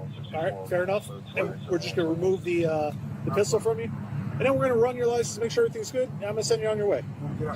Who is your least favorite Game of Thrones character outside of Dany? Is it Bran? It's Bran, isn't it? The issue with Bran's arc is that I don't know how to describe this feeling, but I feel like there's something really cool when you have a universe that has like very little magic in it, but like the little bit of magic that's in it I think is very interesting. It's one of the reasons why I like Witchers so much from The Witcher. Like, a little bit of magic in the world is interesting. And I think that in Game of Thrones, I thought Bran's journey could have been very interesting, but it ends up all just being horseshit, dog shit, boring, fucking whatever, stupid. I don't know. I just think it was cringe. Dude, all that got fucked. None of that ended up mattering. God, don't bring that up. Don't ever talk about Bran. We don't talk about Bran here. the children of the forest and the White Walkers, and none of that. God, none of that mattered. Oh my God. It's literally called low magic and fantasy. Oh, okay. I think low magic stuff, I think is really interesting. It almost feels like a James Bondish type thing. We've got like these little gizmos and gadgets that aren't super crazy. Yeah. Asmongold is watching Hassan's video. Good. I hope we bullied him into it.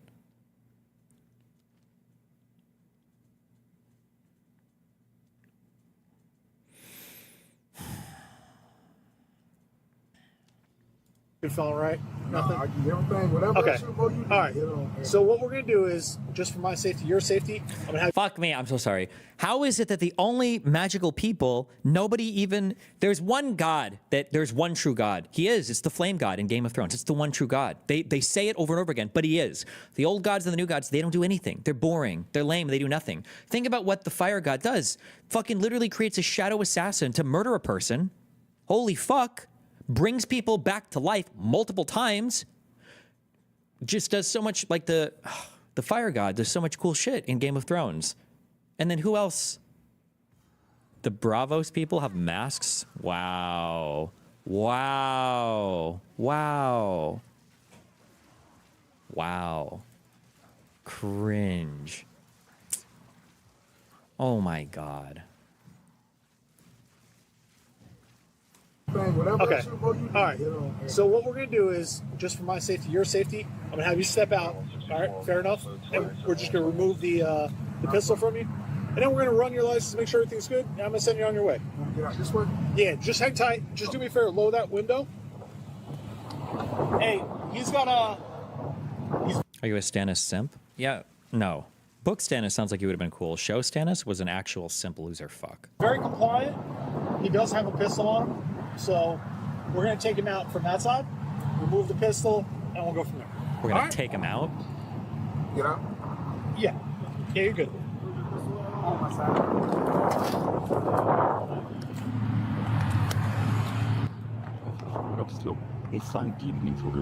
I appreciate it, man, being very Oh, honest. yeah, all right. Oh, shit. You okay? Hey. Put the gun down. Put it down.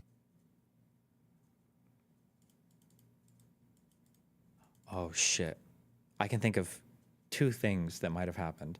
Either one, he has a shitty holster that leaves the trigger exposed, which I don't even know if they make holsters like that anymore, and that doesn't look like one that would be that shitty. Or two, she touched the hammer or dropped the hammer somehow, and he was carrying condition 1, or I think some people call it condition 0, cocked and locked.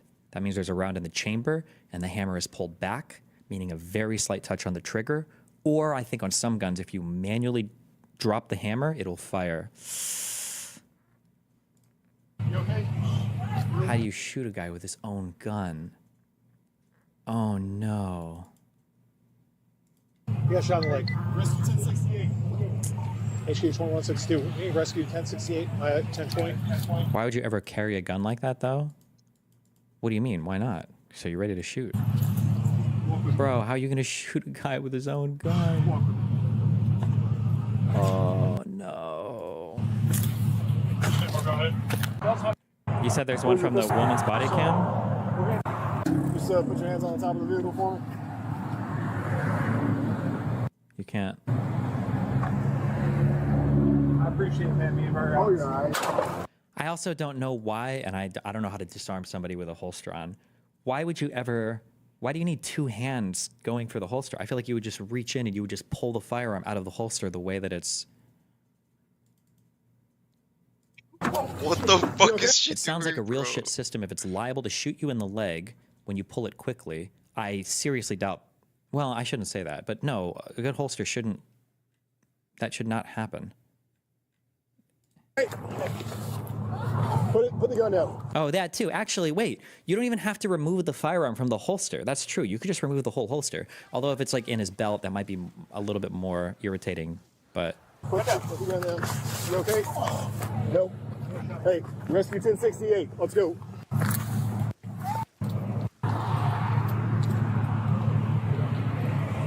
regardless, she would have had to have touched the trigger, right? I don't know how. I don't operate a lot of firearms with hammers. I don't know if you have to touch the trigger on a hammered gun. Like on a revolver, I'm almost positive you don't have to. Fuck me, dude. I just don't operate a lot of hammered firearms. Like on a revolver, can't you decock it by, if the trigger or if the hammer is already pulled back, can't you pull the hammer down and then slowly let it up to decock it? But if you were to pull it down and then release the hammer, wouldn't the firearm just shoot? Like on a revolver, if you were to decock it incorrectly? I don't know if that's the same with, if this is like a 1911 or something. At Destiny, absolutely bad take. Carrying a firearm cocked with a round in the chamber is retarded. Trying to be proficient instead of putting yourself and everyone else at risk. You should absolutely be able to carry a firearm cocked and locked without anybody being at risk. If somebody's at risk because a trigger is exposed, then you're either carrying it correctly or you have a really shitty holster.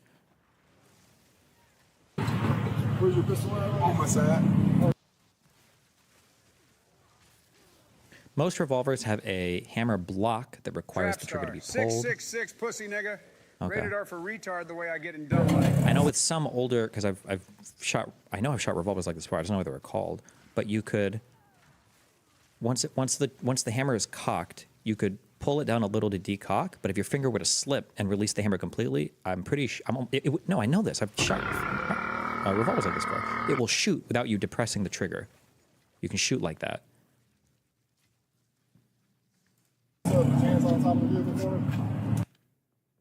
Okay, so there's an inside the waistband carry. You should, okay, so it doesn't, this isn't even attached to a belt. It doesn't look like so. She should just take out the whole holster. I don't know why she would finagle like that. Oh, and this is this a Glock? I'm always used to seeing like these black polymer pistols always look like Glocks to me.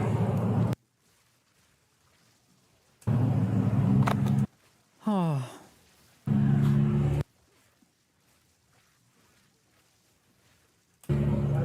Yummers. Like, I just don't know. But I don't know if there's like a standard procedure to disarm people who have a firearm in a holster. But I would imagine that you would just grasp the firearm and you would just pull it out straight out from the holster. I don't know why you would be touching everything. Look at the first frame when her hand comes into view again. So, hands on top of the vehicle.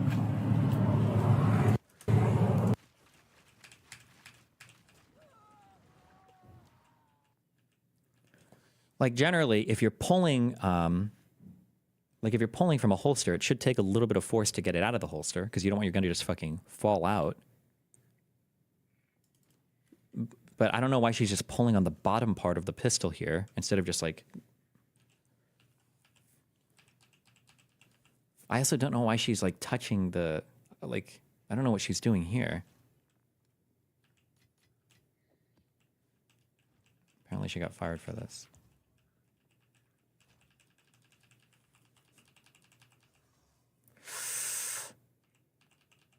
I wonder if she thinks that that the pistol's not sliding out of the holster, but that the whole holster's coming out. I have no idea what the fuck is happening here. So she has removed the pistol from the holster, but then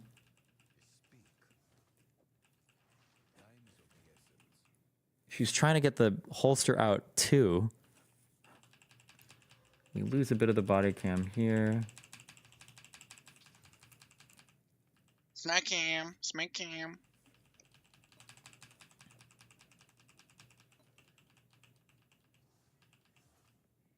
Oh! Okay.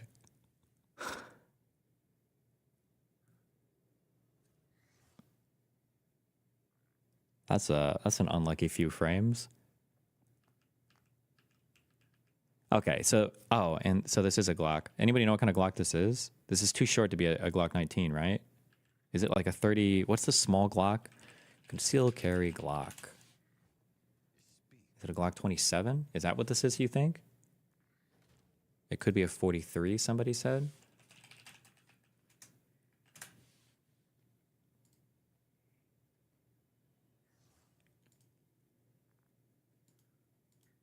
It's basically what, the same-ish gun, except one is chambered in. Oh wait, this is a subcompact. This.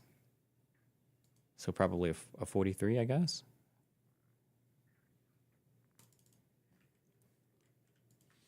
Did they say it in the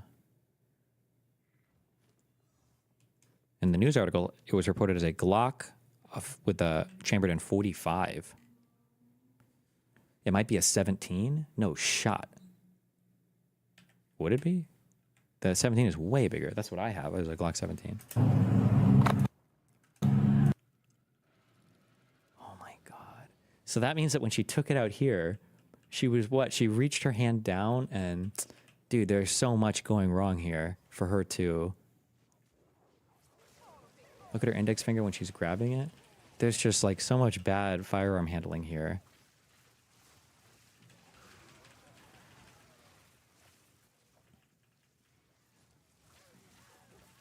She had to readjust her grip to move from pistol grip to trigger handle. Yeah, but she's just not gripping it well at all, no? Damn. Do you have, you're not allowed to handle firearms on a YouTube live stream, right?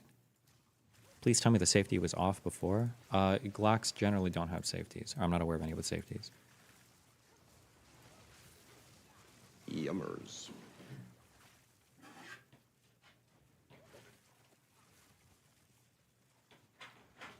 I think of how much you have to fuck up. Trap star, 666 pussy nigga. Rated R for retard the way I get in dumb money.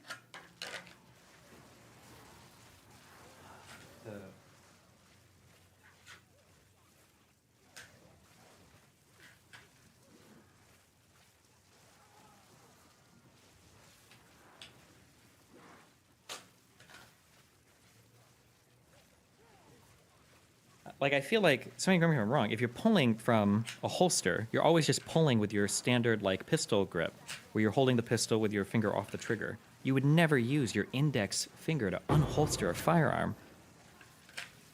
You would always just have your index finger pointed forward, no?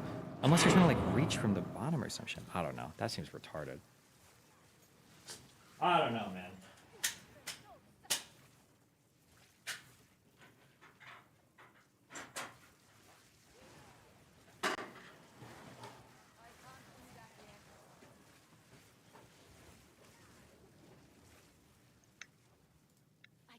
Oh, yeah. Smack him. Whatever. I gotta bring it, crank it. Jesus. Well. The Glock has 3 safeties that are not traditional manual safety. Okay, everybody that is like a gun guy wants to know, actually, Glock's not built-in safety, blah, blah. When a normal, ordinary human being talks about a safety, what they mean is when I pull the trigger, will it fire? For a Glock firearm, my understanding is every single Glock, when you pull the trigger, it will fire. There are internal and external different types of safeties. I don't know if you consider like the striking pin mechanism that makes it so that like when you drop it, it doesn't fire like a type of safety or whatever. But like generally, for a Glock, if you pull the trigger, I think it will always shoot. I don't think any Glocks have trigger safeties like that.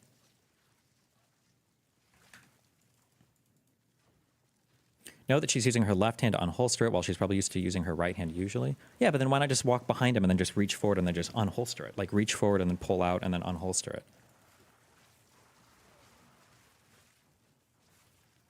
The safety of the Glock is in the trigger. You can see when looking, yeah, but it's still, isn't the safety of the Glock that the first pull is, you wouldn't say that it's a double action pull, but the first pull requires more poundage than the second trigger pull. Like for the first shot after you've racked the slide a whole time or something, or after you've inserted a new magazine or something. Like I think the first pull is going to be harder, but no. Wait, people are saying no, but I can't tell if they're talking about something else now.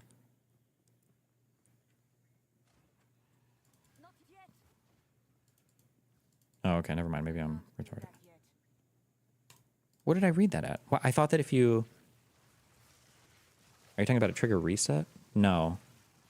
You're thinking of a double action firearm. Okay, never mind. Maybe I'm just thinking of normal double action firearms. That the first pull will be more because you have to act, because you've got to go through both actions with the first trigger pull, but then the next few are just single action pulls. So maybe that's not for Glocks, never mind.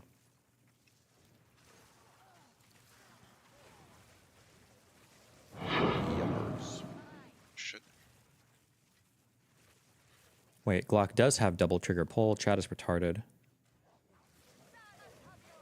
Wait, hold on. I can't tell if people are trolling me or not.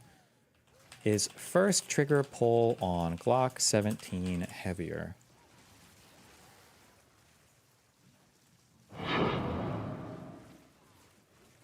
The AI says no, so fuck you. Yummers. Try to pull the Glock trigger without pressing the little flap. Well, but like the flap is like so close to the trigger. I feel like you're almost always going to hit both of these at the same time, no? I don't think I would ever rely on that little thing on the trigger to prevent an accident from happening.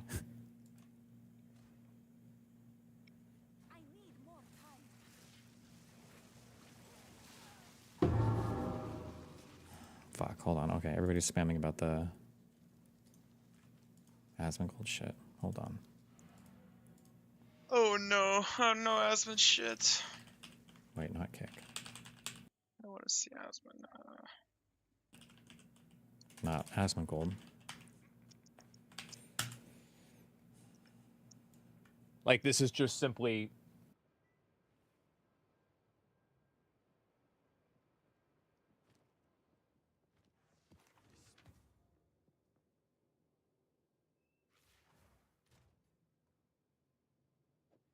I'll keep this shit. I don't know why. I'll just keep it.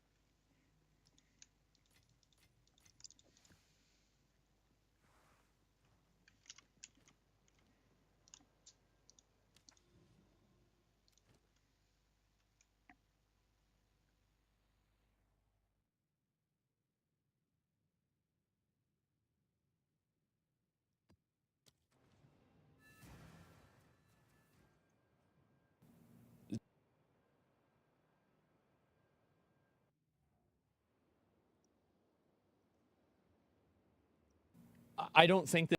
I don't want to listen to this fucking idiot's take on anything, really.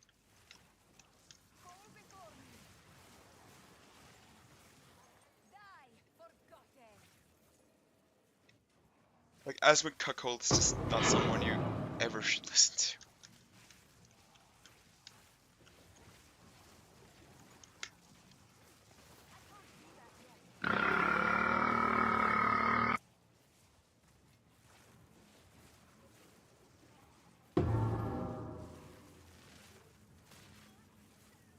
Whoa! Whoa! Whoa! Hold on, Sonny. I got some gold here. Wanna get some good shit with this one. How much does it cost? What does it go for?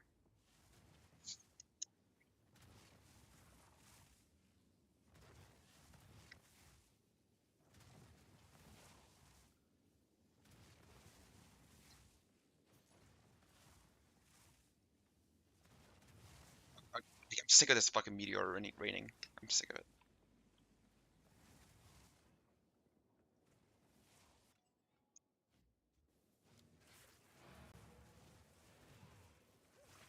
Stellar.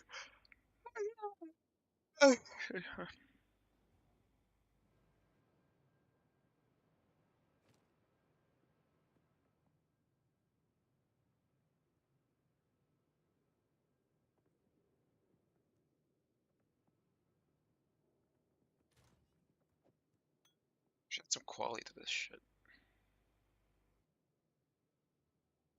Wait. Any? No, here.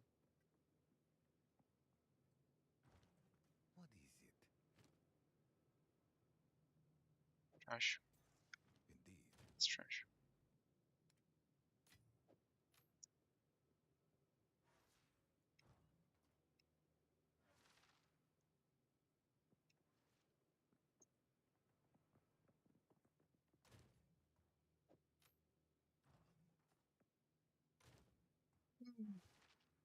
It's a good one. It's a good hit. 2 div. Are you shitting me? 2 div. Alright. I hit the fucking lottery. 2 div? God damn. 140 exalts? 2 for 1 divine, I see. Oh, okay, okay. But someone said 2 div.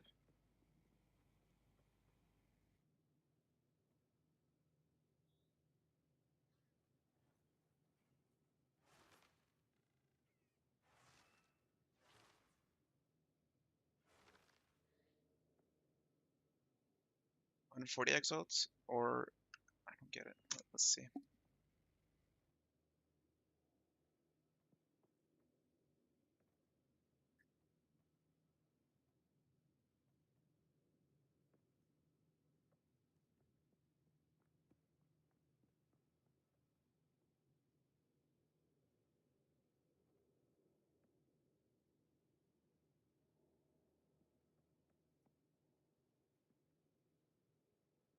Does it actually go over 140? I'm not getting fucked with right now, right? Okay, I mean, if it's going, if people are begging on the fucking trade chat, spamming the trade chat for 140 exalts, then surely I can get 4 more.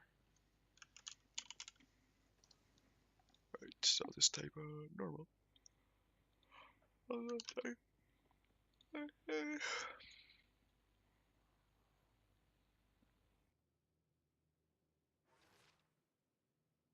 Okay, yeah.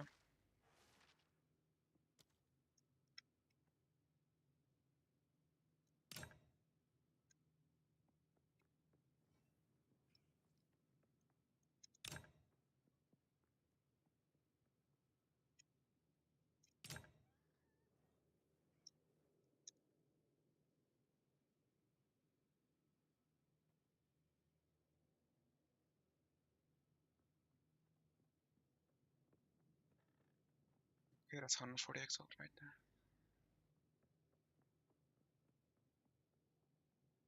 And I almost didn't pick it up too.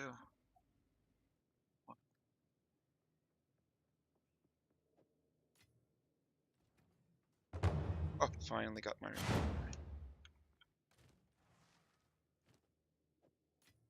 Let's go to our hideout. I'm the one supposed to be selling it, but okay.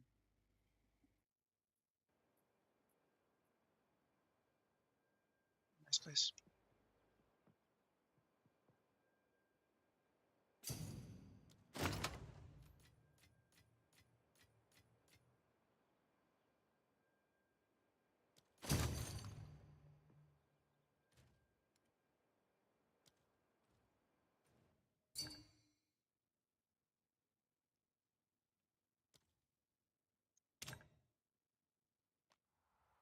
I'm gonna go to my hideout.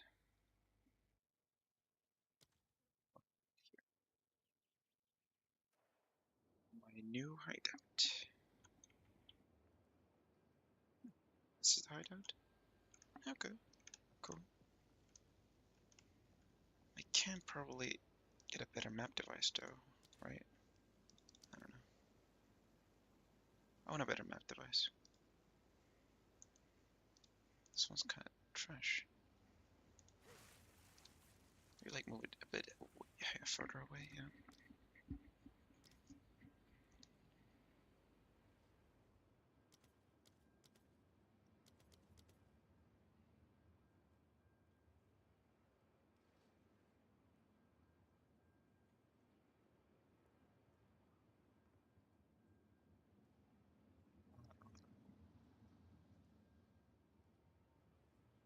Do you undo things? Reclaim, yeah, okay.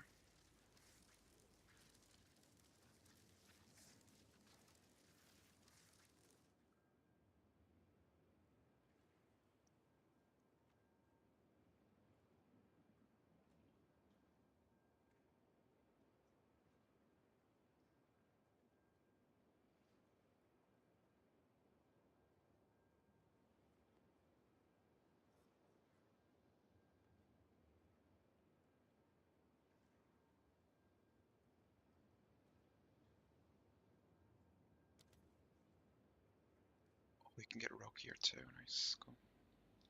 Tuchen.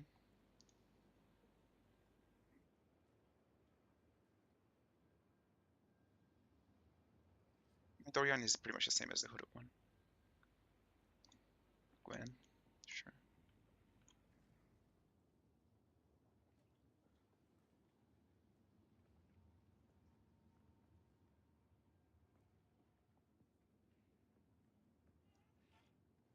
Instead, get Alva here.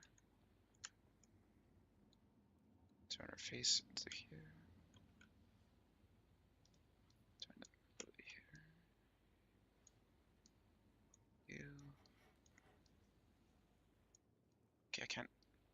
from his fucking face.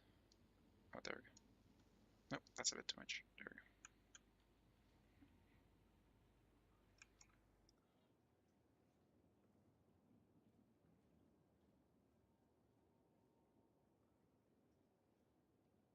And Danik.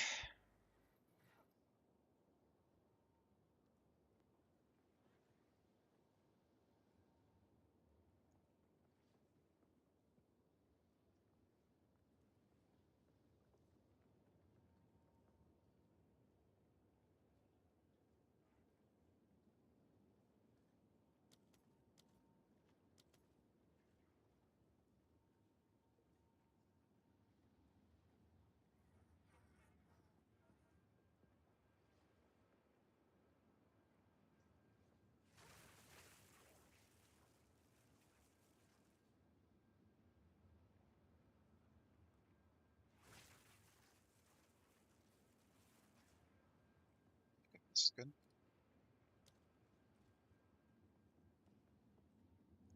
Right. Stop this. Let's deal.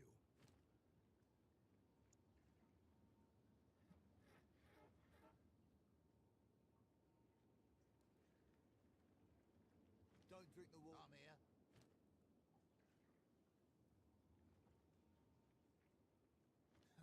Yes. They will sell trash. Good luck. Item level 6. Welcome. 60, whatever.